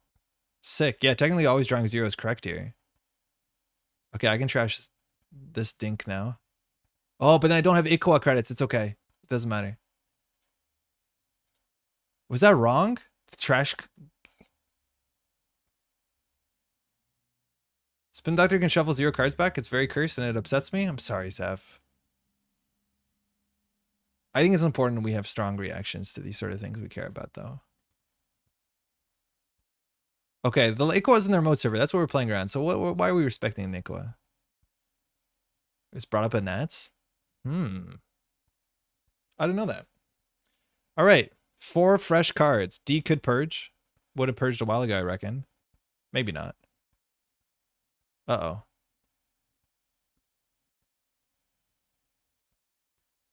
Butcher the turn. Good luck. Thank you. My lord. We did not deserve that. Did not deserve that. We played like trash. GG. What's it called? Ikoa in the remote server? That was not my game to win. That's a bummer. Nice. Yeah, just like a single drafter just absolutely turns the game off. We did see like 7 cards. Yeah, exactly. It's the only thing we had to do is be able to do this line. Which, like, when the first time we played World Tree, I think we played a game and where we did this exact same thing, where we just pulled the conduit Cubon as fast as possible, which in some way makes me excited for like the cheesier Arissana version that plays like Oiler and stuff like that. Hey, you too. Thanks, you too. Thanks again. HB sucks, pass it on. No, I think D like very realized that that was their game to win for sure. Just a single ice means that doesn't happen, right? Like on the last turn, there's definitely a click spent that didn't have to be like that. Like this remote server is entirely safe. Just one ice here, install is fine. And then the game's over, right? Like if there's drafter there, it's over. This was like the narrowest margins for us to do a cool thing. And obviously the gatekeeper shuffle, it is what it is. But there was a couple turns where like, I think D could have iced one of these. Maybe not HQ because I think they had good throughput into the remote server, but like R&D for sure. But like, yeah, that was the only option we had there. And it was like, yikes. Conduit Cubon. Yeah, imagine we had a Pichashon too. That was not good, but I'm going to do another one. We drew that bad. And now that was, I think that was the worst one. Cubon OP? No, we're running 2 now because we all run a mantle. Don't ask any more questions. I think that's a big thing is like, there's so many cards that are in the list for like this weird late game board state that we're hoping to get to. And we probably should not do that, right? Like the idea that we're playing the one of copy of Mantle or like even the DJ Fenris. It's like, yeah, maybe. But as soon as you start to draw your deck slightly backwards, it's not great. How many people play Geist? Like have played Netrunner for long enough to play Geist? Because the school of camp was like there were some Geist players that played DJ Fenris, so they become what's her name? Haley Kaplan. What's Geist? Yeah, Ian. And then there's some players who were like, no, I'm gonna draw this in my opening hand, it's gonna be garbage. By the time like there's a narrow window in which DJ Fenrising into Haley Kaplan is actually worth something. And it's like very specifically if you get your economy up and then you draw into DJ Fenris on like turn 5. Otherwise it's too late or it's bad in your opening hand. So really DJ is fine as a 3-card tutor target? Maybe, but I don't even know. What's a school of camp? Like, what are you doing? Are you going to become very quickly Steve? Because clearly the problem is we can't even break a single ice that quickly. Maybe we do need Amakua. Maybe Maw Amakua is the way. Maybe it's the way. If D had to purge, we bought ourselves a turn. We just get it up to 7 strength. We break the wrapper. Yeah, I don't know. It's tricky. It's really, really tricky. The thing is, like, I can argue, yeah, DJ for free from the deck is awesome.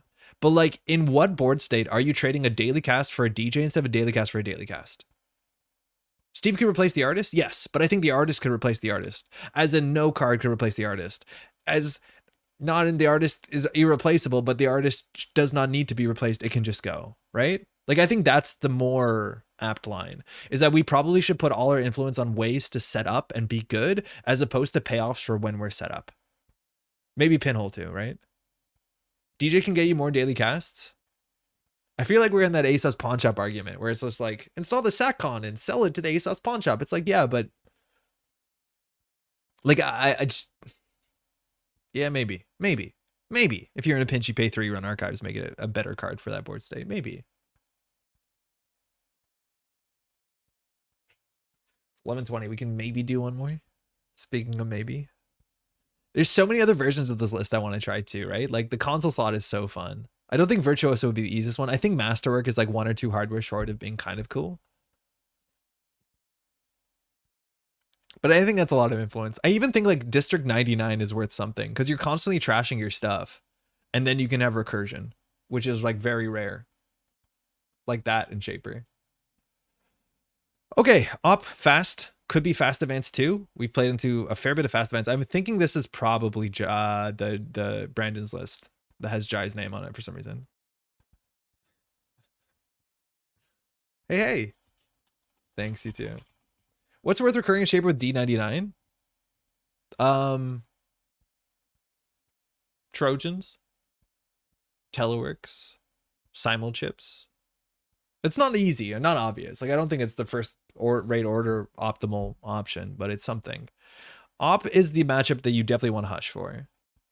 I've been trying to figure out a charge D99 deck. I think D99 makes more sense in Anarch because you can pull back things like Steel Skin and Strike Fund, right?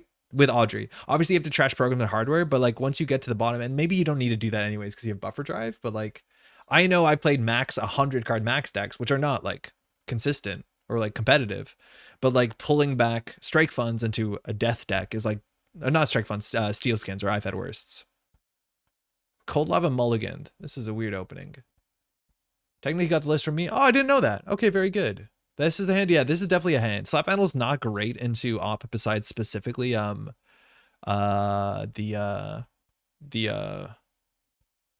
Sandstones. Got there. We just drop Conduit, go. We just go full sicko mode, Conduit, run RD, run RD, run RD. Pop a Spin Doctor, put an ice, we lose the game. Draw. Draw. This is why Mantle is bad. Chris plays install Conduit and run. Yeah, sometimes Wolf 2 just takes over. Like the idea, okay, with all due respect, glad we played Mantle, but the idea that we're gonna get this down Wooden matters. Oaktown, okay. So if we have a hush, we win. Stack 55 grip 5 is so aesthetically pleasing. Start the game. It is, it's really nice. Oh, okay, defensive. So either Mavirus or Managarm. We're going to face check into the ice. If it's a board control, whatever. If it's anything, it's whatever. I think the worst case would maybe be a... We have our World Tree, mind you. We're good. We have to contest the Spin Doctor at some point. No action. In theory here, like, we could SMC into... we have 2 clicks left. Yeah. If we have Hush, this is such a game-winning play. Because we just Hush this thing. They have to trash it for a board control. Like, they're down on 1 credit. At least here with the Oaktown, they get out of this. We have no way of beating this otherwise. But if we had an SMT on the table, Slap Handle, Hush gets through this. Hush probably is worth us a lot, let's be honest. It's just only, like, not the HP matchup. Okay. Do we contest the Spin Doctor? Well, no, they'll just let us get it. Okay, so here we are, Arissana. We get out the SMC. This is a better start. We hit this. We pay our money. We get the World Tree. More money. We breach. We trash the telework. You know what would be good for some Velvet Street Magic? Is there been a better Street Magic target besides Engine? It's just Little Engine and Velvet, right? Can you imagine a better target? Little Engine. But this is like really good. It's still really good. Okay, World Tree Telework. We're going to make it a class act. Have we drawn this turn? No. Drafter. Okay, so I think this is the Jai Brandon deck. Credit, go. Draw 5, bottom 1. Look at this beautiful options. Telework, Creative, Overclock, Dirty Laundry, Cleaver that breaks a board control. The Drafter we're going to eat so hard. We don't have Simulchip. Yeah. I don't know what to bottom. Part of me says the Cleaver.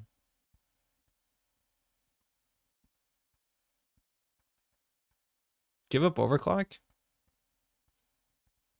Yeah, you're probably right. Yeah, that's probably right. Yeah, Cleaver's like, it's whatever. It breaks board control, that's it. It's not good in the Sandstone. It's not good in development. Come on, don't draft our R&D. I'm not going to put down a Conduit. I'm not going to do that. I'm not that kind of guy. Damn it. All right, so the good thing is we can run HQ, right? It could be a Tithe. It could be an Afshar. Damn the respect. Oaktown's not bad. Envelopment's kind of hard to deal with early. So how could we beat Envelopment? We could Dirty Laundry, get Slap Vandal, turn it into a Hush, just kidding. Turn it into a Turbine, install Cleaver, run. Do we want to do that? Is that actually not ass? Install Telework, Dirty Laundry, Slap Vandal. Okay, hold. Telework, hit Telework. That's not a good start. No, okay. So we just do Dirty Laundry. We'll be at 9. We get down the Turbine for 1. We're at 8. We install Cleaver. We're at 765. We run this. They have to res. I think that's we're tired of playing control. Oh, I forgot 1 credit because of the slap bundle. So they have to res a Managarm. This is an overextension. Monkey. Don't look at that. What's going on? He's just hitting buttons. Overclock will be used to contest the Oaktown with Cleaver, but who knows what's worth giving up then? Yeah, I think we had the overclock here. We'd be okay. In theory, they can actually trash this, right? Like if they want to play around this play, they could res him a virus to install a Formicary trashing the envelopment. It's a wild play. I don't think it's the right play. It's just worth keeping in mind that you can just mess with Arissana's Trojans for fun. Like for sport. Turbine. Cleaver. Run. Force a Managarm if they have it. If it's a Tucana, it's a Tucana. And then we can creative last click. We look like heroes. This is what I like World Tree, when you can do aggressive World Tree lines. It's just like kind of dependent on having upfront economy really quickly. Also our MU, don't mention our MU. The less you think about our MU, the better. If it's a Tucana, we still get an Oaktown. They go down to 1 credit. It's a virus. So this will be a Managarm. That's what we expected. It's fine. They still have to score this out. Having an overclock here would have been better. Oh, we should have kept the overclock. We actually would have beat the overclock here. Oh, that's not what I was expecting. That's a cooler play. Do they have the Managarm in hand? Shit, that's kind of cool, huh? We have no reason to run this that fast. We'd rather creative because we're going to try and get a World Tree target next turn. I thought they would get the Managarm because they can still credit score out. That might have been better, but obviously Regolith is good and they want it anyways because they're out of money. I just think they could have got the Oaktown. I'd give a creative or laundry to keep the overclock and cleaver. Yeah. Okay, everyone's doing it. They figured it out. Ice up everything. At least we run this for 1, which is not bad. And speaking of running it for 1, we have to. Problem is MU. Let's do a single draw. Dirty laundry. So what do we trade? Because we have MU issues. So the deck has 5 MU cards in 45.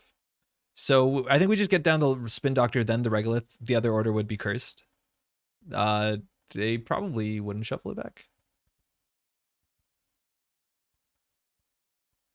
So if we do this, we go down to 4. We break for 1. Yeah, we can do this. Right? It sucks that we can't hit the telework this turn. Oh no, we're credit short, right? Stall telework, hit it, laundry the Regolith. I wanted to deal with the Spin Doctor before the Regolith, but you're right. I think they would have still Spun Doctored those cards back. I think I did the math wrong. It's 3 separate things. I thought it was 2. Sorry. That's okay.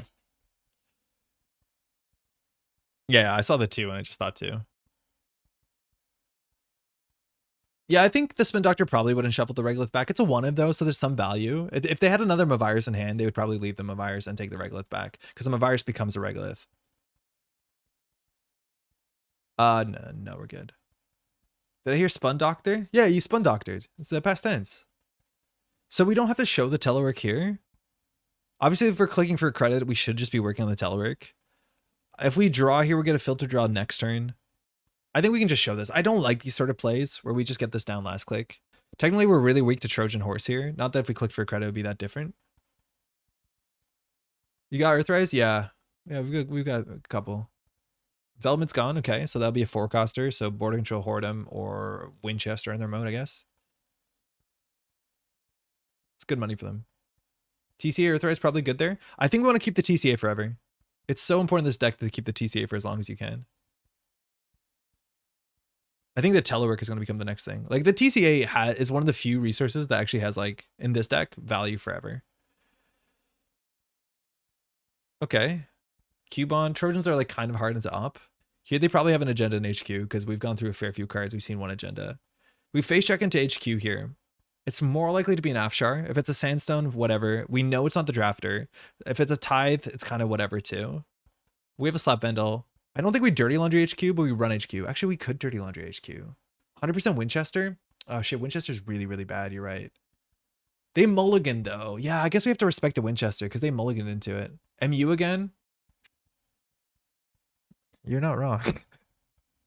You're not wrong. I'm just going to diesel here. That's fine. All right, technically we have an engine. MU is really bad. This deck technically has one less MU card, but we haven't got a card drawn resource yet.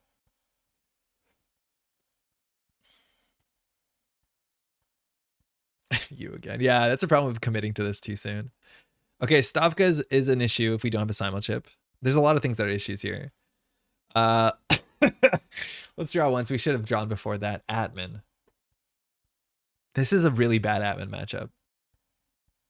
Right? Like Stavka, you can't admin that. Winchester's the only thing that we really want to admin. You don't want to admin boarding control. You could hit 4 and then beat like the 1 of Whoredom and then the 1 Winchester. Oh, admin. Why did we believe? Tune in on Friday in Jeff's stream. He'll make it work.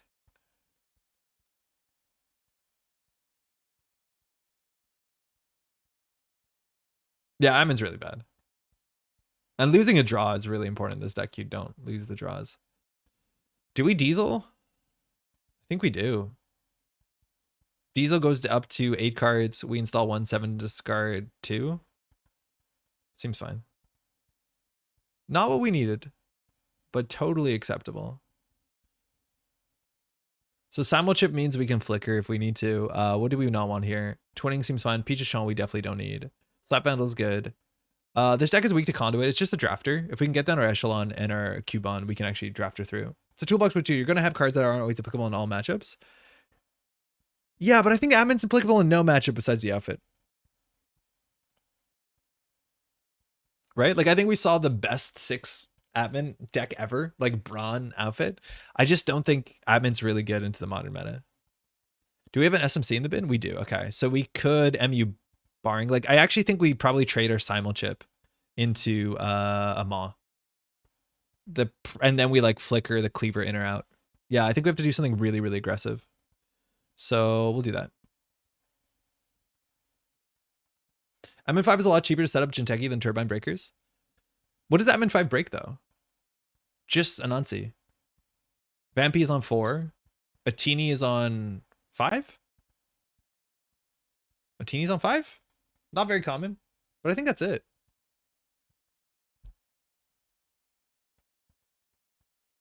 Did they do that on our turn? Or their turn? 4? Atlas to the counter, pretty good. Need you to go play that Decklist we saw in Fight Night that was honestly playing Cordyceps, if we're talking toolbooks. I think the virus version of the deck could play Toolbox. That I think was either Man in the Moon or Santa. I think it was Man in the Moon, but that version is just like an OTK. That's a really good res. So draft around 3, we can run archives. I don't love deep dive decks. I don't think I enjoy deep dive as a card. Especially that deck, because it just ignores the game and combos off. But it's using Cordyceps to like Euler deep dive, which is really cool. It's a cool use of it. It's the only deck I've seen that actually plays it. Okay, so we need to get our MU down. I think our simul chip will become the next part. We can run archives on 3 credits. They can't res everything. This is a drafter. The res a drafter is really, really bad. So we're just going to run archives and hope. If we have to trash something, what do we trash? How bad will it be? It'll be bad. We can draw once for an MU card. It'll be an MU card. Nailed it. Okay, now we can do it. Will we dirty laundry? What can we not break? We can't break the 1 magnet. If it's a sandstone, we'll slap Vandal into it. They can't res boarding. I'm going to go for it. This is obviously very risky, but I think we're kind of not in a great spot. We can also run this server. We probably should sooner than later. They can't protect it. No further action. Fantastic. We're going to breach server. I don't think we have to go for an MU card anymore. World Tree target. This will become, I think, an Earthrise for 1. I've been playing Pirate Ari that can deep dive several times in 1 turn. It's quite silly. Yeah, I just don't like the combo decks that just sit up and deep dive, right? Like and if they don't, I like better the 1 of deep dive in like Sable lists that like use it as a closing piece, but not the ones that are like, I'm playing 3 and I'm not going to run and I'm just going to win on 1 turn on Centrals. Like, I don't like that because I don't think you're inherently playing the part of Netrunner that's like very interesting. Run server 3. They can't, if it's a sandstone, that's fine. We break for 1, we trash for 1 before they get hostile to their next agenda off. I think that's fine. We could consider overclocking, but I think we're in an okay spot. Yeah, probably first BC pop. Yeah, we want to go here before it matters. As soon as they're in 4 credits, is a really big difference because we have to worry about Stavka and like Winchester and a bunch of other stuff. No action. So here, if we pay 1 and 1 to trash the Tucana, I don't think they pop the boarding control. Oh, okay. We're not going to give them money. That's great. Now we know we can run R&D. If they don't here have a hostile or an extract, they're not in a good spot. That's the downside of Tattoo Bola. Is that you give the opportunity to pay 2 for a face check, which isn't that bad, but like if we don't go through it, it doesn't do nothing. So here, if they jam, they don't feel safe because, well, we have to beat boarding control 3. Oh, they're jamming. What does it take to beat this? We can't beat Magnet. We can beat this. They'll be on 7 credits. Can we beat this? We can beat this. We keep the overclock for the run back, but the run back is whatever ice they have in hand. It's tricky. If they overextend here, though, we can. Where'd the conduit go? Okay, that's more interesting. Admittedly, though, they can't res that. If it's a Managarm, they're bank. Oh no, Tattoo Bola changes it. Oh, okay. We're playing a game.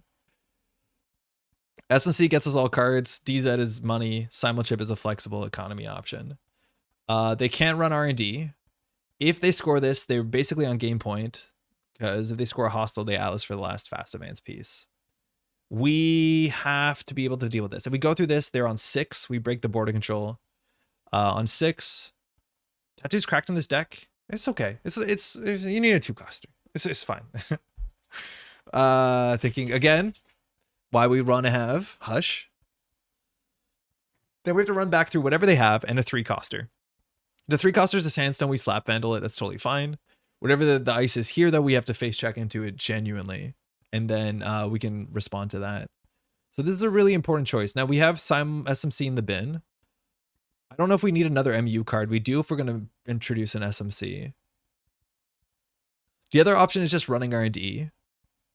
We can trade this DZ for, what's it called? For Maw, and then start damaging hand and pulling out fast advance pieces. That might be a fair trade. We tried any Sunset next to 18 pieces of Sunset, interested to see what folks bring. I've played it for 1 day, like the week it came out, and I did not do a good enough job building good enough decks fast enough. Like, sorry, making the corp decks relevant.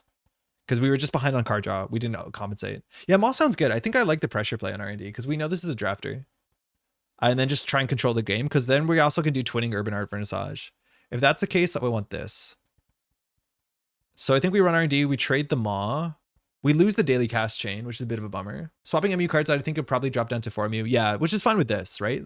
Like we run, we get Maw down, and then we run after. You can even Ari slap the DZ before it goes away. You can even Ari the slap for DZ. Slap. Yeah, but then we'll be over at MU for a second. Because we're at 4. Yeah. We could do it on a later run.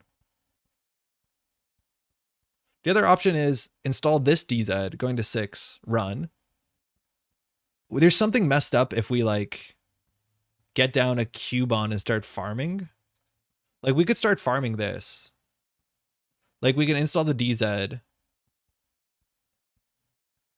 run, slap Vandal into a Cubon, like that's something.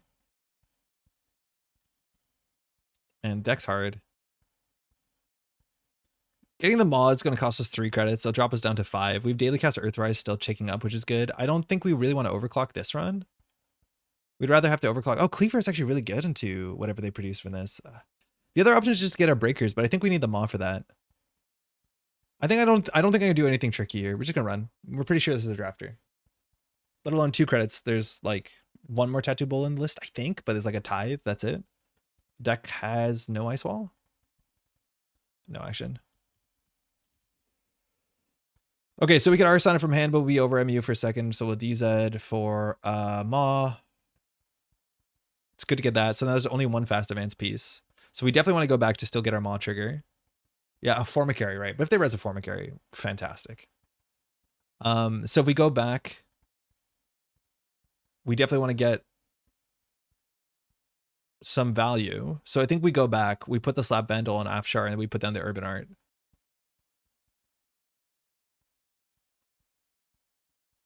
The other option here, we haven't trashed a program, but we could get the Cubon on top of this. The thing is, if they score out, they can Tucana to trash the ice that we Cubon. We don't love that idea. Yeah, whatever. Arissana, Slap Vandal. Malapert. Okay. Them drawing that is good for us. So we'll trash a rando card. We could run archives. Random single axis. Random single axis on HQ here. They probably jammed an agenda, but they've gone through 19 cards. 3 agenda sounds about right. Maybe 4. So here we want to set up. So Earthrise is going to finish. Daily Cast is going to finish. The second DZ is like not that great. We definitely want to get them the Urban. We've drawn this turn. I'll just do credit, install the Urban. So give us 2 more credits, install the DZ, and continue forward. But if they score out here, like they have to res the Drafter. We have to figure out how to break the Drafter. It's basically just get Echelon. So that's going to be our next stop. Oaktown Tucana. Yeah, maybe this like is a bit too committal because they're going to get an ice here that we can't deal with. The question is, what ice is really bad for us? I don't think much. Obviously, we can't break code gates, but you know what I mean? Tithe. Like, that's annoying enough. So we'll take our Urban. We should do Urban last. Whatever. Okay, that's what we wanted. So here we can run archives. We can install the Cuban. Otherwise, if we run HQ, we can't get through. If we run Tithe into Drafter, we just want to force them to res some stuff. So we can Dirty Laundry archives. What can they res here that will keep us out? It's just a magnet. If they go down to 2 credits on a magnet, I think we're okay with that. Is there any way we can break a magnet? No, we did this before. I think this is fine. This could be like a Stavka, I guess. No action.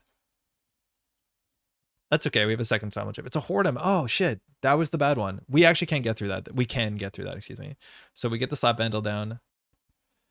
We get the Slap Vandal down.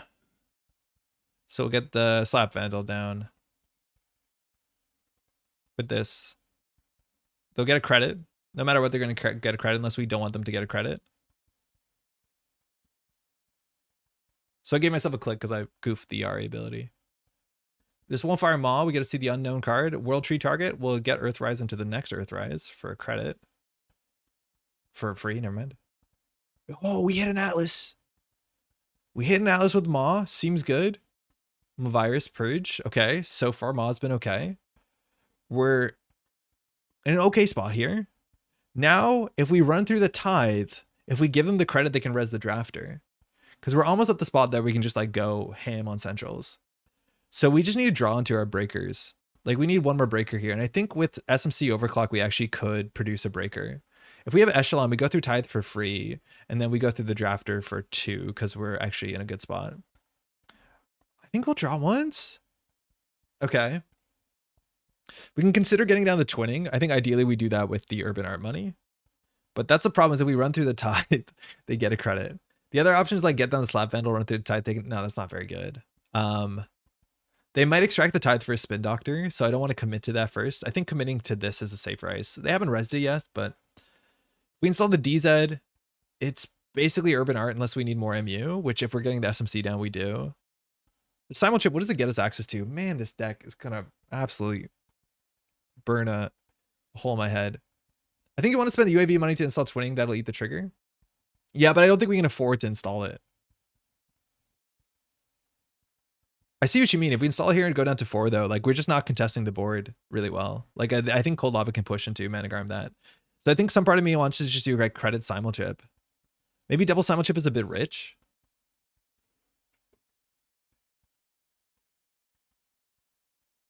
But we're hoping to draw into like a sure gamble or creative with this Earthrise trigger.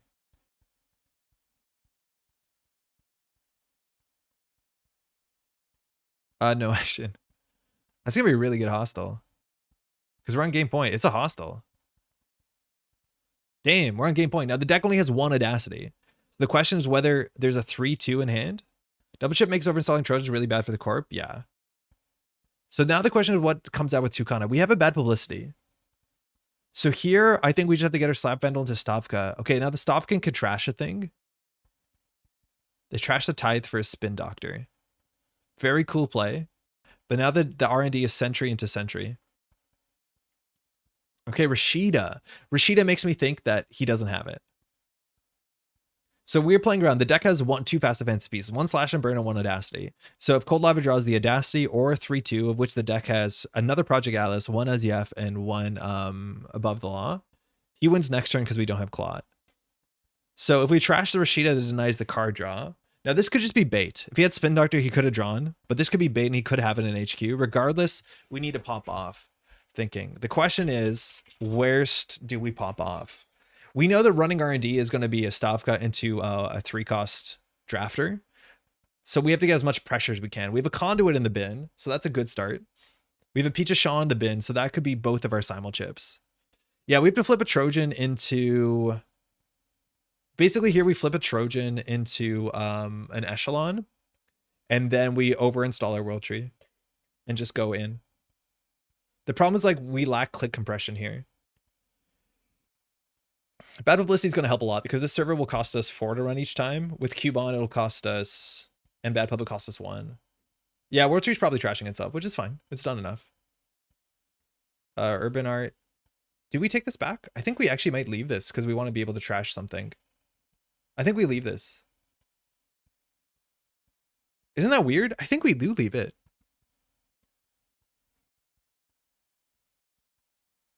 Huh? Thinking. Because otherwise, okay, bringing it back gives us 2 credits of installables. What are we actually installing? We're doing a World Tree install, which costs nothing, a simul chip install, and simul chip install that costs nothing. So that's not great. I'm thinking the twinning is probably too slow. We need immediate pressure now. This is where, like, again, I love the imps. Now, how do we get a World Tree trigger? If we run archives, we can break for free, and then we can trade the Slap Vandal into an Echelon. We'll have 3 clicks left. We can run R&D. We can install the Cubon from hand, the Peach of Sean from the bin. Yeah, so we leave this. Okay.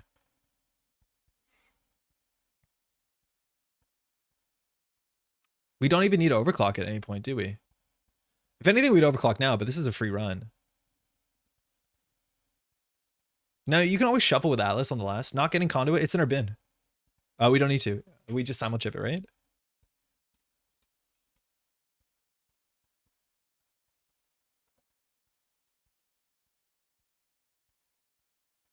So them having 5 versus having 8 shouldn't matter if this is the drafter. Now they could Mavirus for a Managarm. That's actually something that we're not playing around, and that's why I love the Maviruses, because we could get blown out to that. If they produce a Managarm here, we're actually in a awkward spot.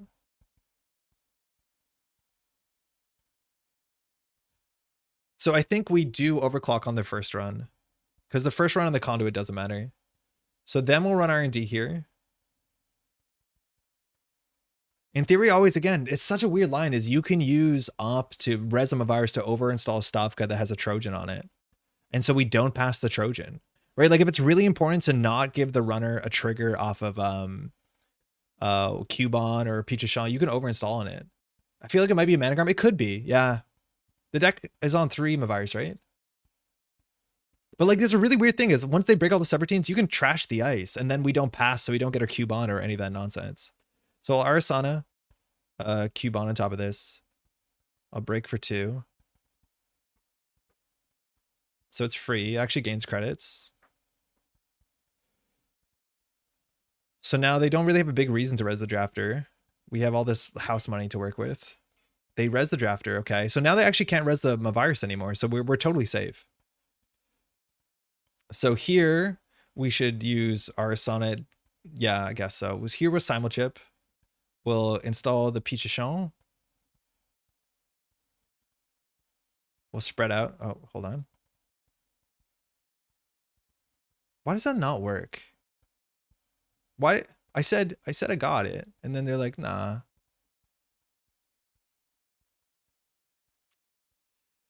Sorry, hard to fix.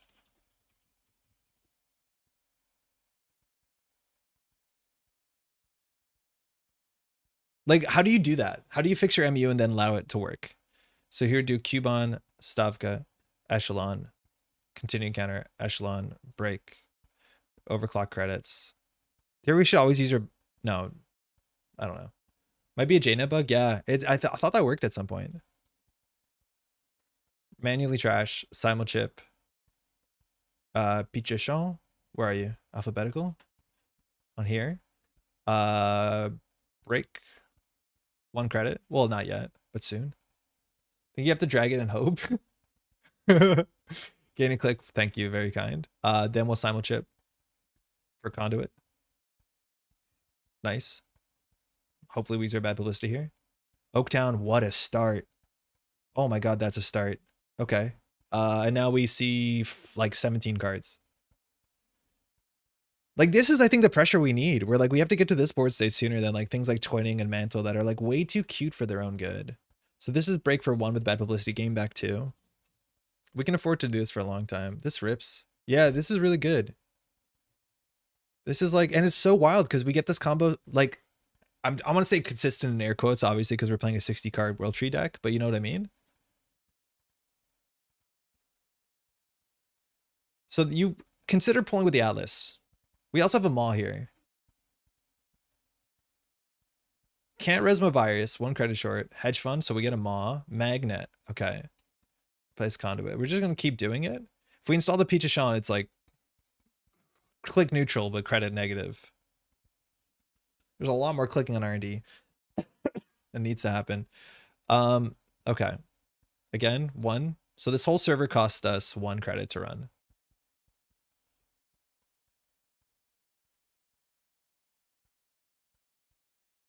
Hedge, Magnet, 2 kana, trash that. We could lose. Now the problem is like the later that you pull the Alice token, the deeper the shuffle gets, and like obviously that's not great for you. And now we also know what he's drawing with Rashida, so he has to have part of the combo in hand, and we could have mod one of the parts too. So like we probably don't even, the game might not be over after this turn, even if we whiff. Hedge Fund, Magnet, form a carry. So he's drawing that. That's a bad draw. Hedge Fund. Okay, well, he'll have money, and then he can ice up R&D. Well, we're gonna go for 1 more. Or do we go HQ here? What are you thinking? Yeah, Alice after click 4 to shuffle before Rashida though? Yes. Yeah, that would be the smart play. Commission? Commission is the play that I hope he doesn't have it. Run HQ, break Afshar for 2 with bad publicity is another line. So he needs to have in hand, has to dodge the Maw. He needs to have a 3-2 or the 1 Audacity. Let's say he doesn't have it. Seeing another card on R&D is probably not amazing. I don't know if he has it. So he has Hedge Fund, Magnet. You can break Afshar right now, right? You've used Afshar? Oh yeah, we don't have a breaker. You're totally right. I just assumed we had all our breakers. Yeah, we can't break Afshar. Okay, that solves it. No!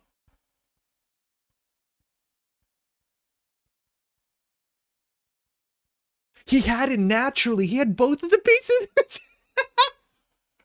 He had all of it in his hand. Get out. You had 3 cards in hand, and I mod the non-Audacity, non-agenda. Ain't no way. That's absurd.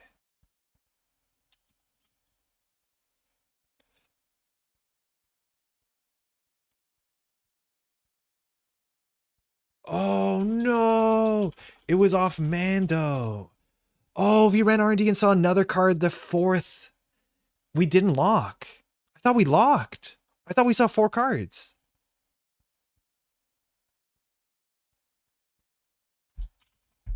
Right. Right. We've learned something very, very important. You can choose to shuffle the deck with Rashida. That is something that is incredibly important that I usually keep in mind. But Rashida, you can search for a -1 and shuffle the deck. It's really easy on JNet because it offers you to you. Oh, man. So he saw 4 fresh cards. So we had no way to lock R&D there. The best line was actually contest Rashida 100%. Oh, yeah, that's so good. We totally whiffed on that. That's like very shouldn't have been a surprise. The -1 shuffle is like super key. It is really hard to lock with Rashida. No, that's thinking with rules. Yeah. I didn't see enough crashables.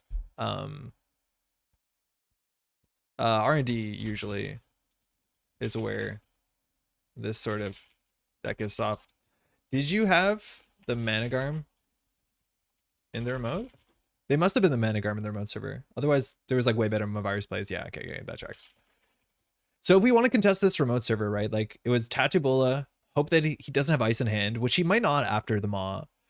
Get through border control. If he shuffles, we can go back in R&D. I think there was actually a reasonable line that was like run R&D, run server 3, and then if the border control fires and does its thing, then we run back on R&D. That actually might have been a better play on the last turn.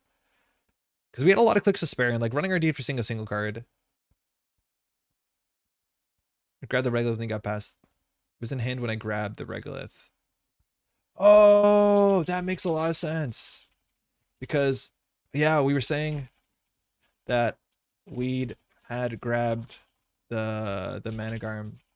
Yeah, that's the sort of thing that like is very, very much worth like learning about. Is like on that early turn where Cold Lava didn't grab the Managarm. I think the Regolith grab wasn't bad, but we probably should have considered what's the chance that he has the Managarm in hand. Because every time Op does something really strange, it's usually because they have the bad part in hand and they can't do it. Yeah, exactly. It seemed reasonable.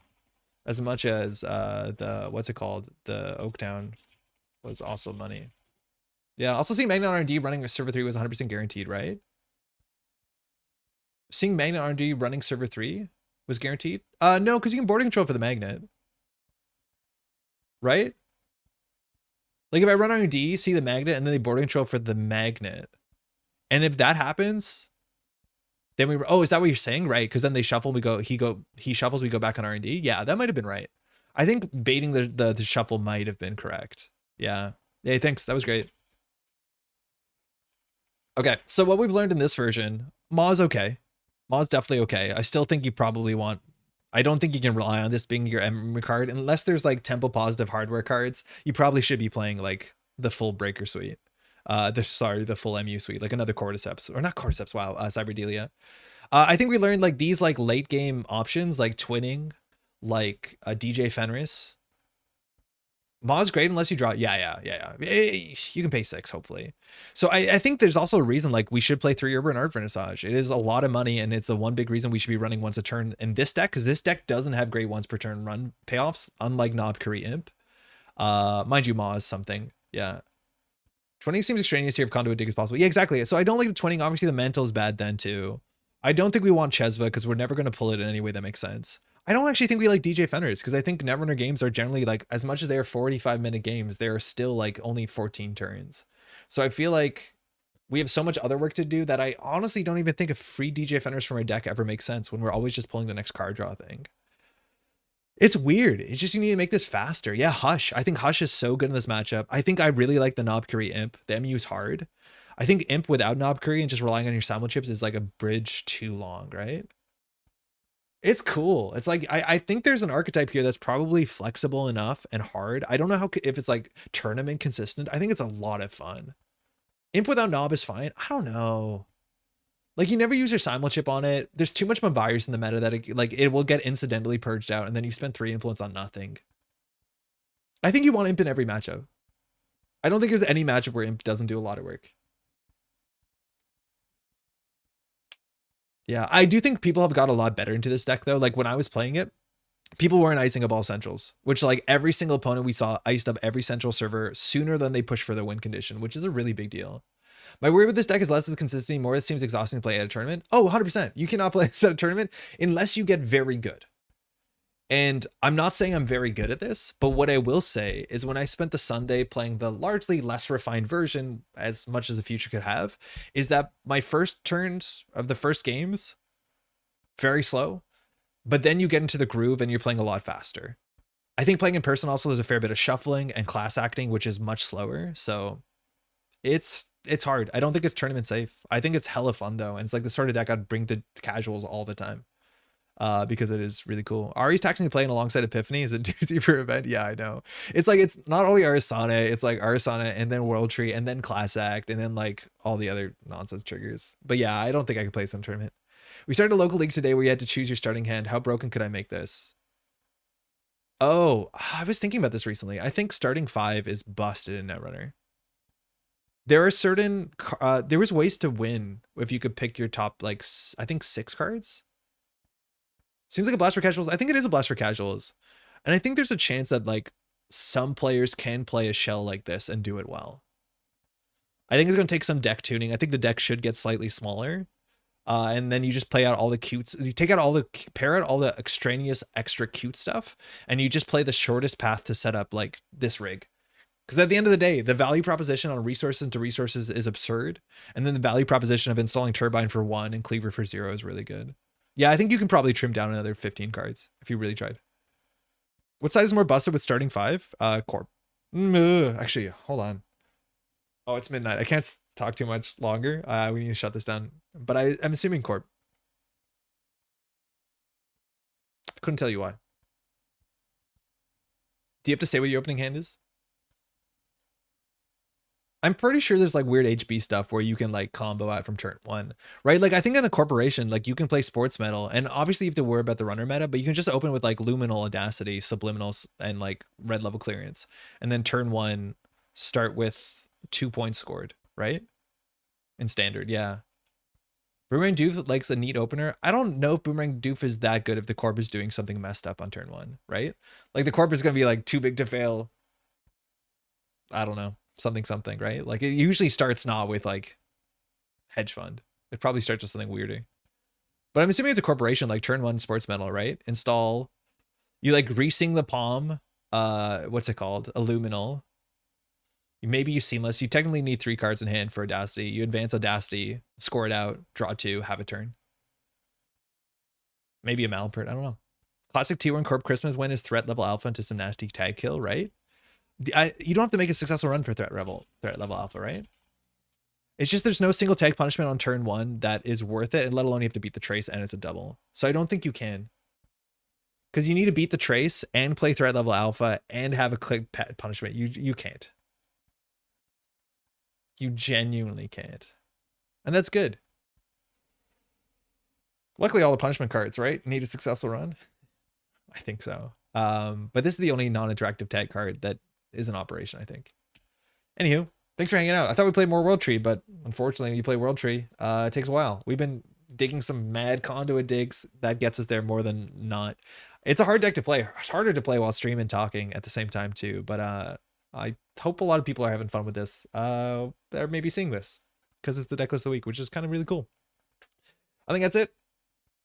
I think there's a tournament next weekend, which is, I should have got this right, but there is an upcoming tournament, which is Sunset. I'm going to be interested to see what that looks like. And then there'll be another Sunset tournament coming up in March, as we saw. Again, bunch of ongoing events with the ANR, or sorry, I was going to say NRPC, the NANPC, which is super exciting. So some of that stuff is coming up relatively soon. That's it. Thanks for hanging out. Oh, hold on really quickly. Just again, a huge shout out to patrons that help support the channel so we can do the thing. I want to shout out, we got a new patron just today, Tala Asan. Thank you so much for joining the crew. Rebellion scoop soon. Yeah, I'm assuming, right? Like spoiler season is March. Generally, NSG reaches out to people that have spoilers, hopefully a couple of weeks ahead, so they have time to produce content. For what it's worth, the turnaround time to produce like spoiler content for the last set was shorter than it's been in a while. I would like it to be longer. I'm not going to confirm or deny what, I don't know whether I'm going to get spoilers. I'd hope so. Yeah, I can't confirm or deny anything. If I got spoilers, I generally ask, can I say if I have spoiler scoops? Even obviously don't show the scoops yet, and they usually answer that, but it's a bit too early, so I have nothing to talk about. But definitely very soon, right? Because it's meant to be March, and we're mostly through February. By the way, thanks so much to all these folks. These are just Decree Mill and Sure Gamble. We have a daily cast here as well. There's a lot of people in there. If you want to support the channel, Patreon link is just down below, and any support is absolutely appreciated. Mind you, we just hit 7,000 subscribers on YouTube, which is pretty sick. Thank you so much. If you want to like the thing, subscribe to the channel on YouTube or follow on Twitch. That also helps a heck of a lot. We'll be back in a bit. We're going to try and do a weekend stream sometime soon as a bit of a celebration. And we're going to be doing some longer, like, I think when the set comes out, we will stream for like maybe a whole week or do something wild. We'll figure it out. Again, thanks so much for hanging out. Hopefully you're doing well.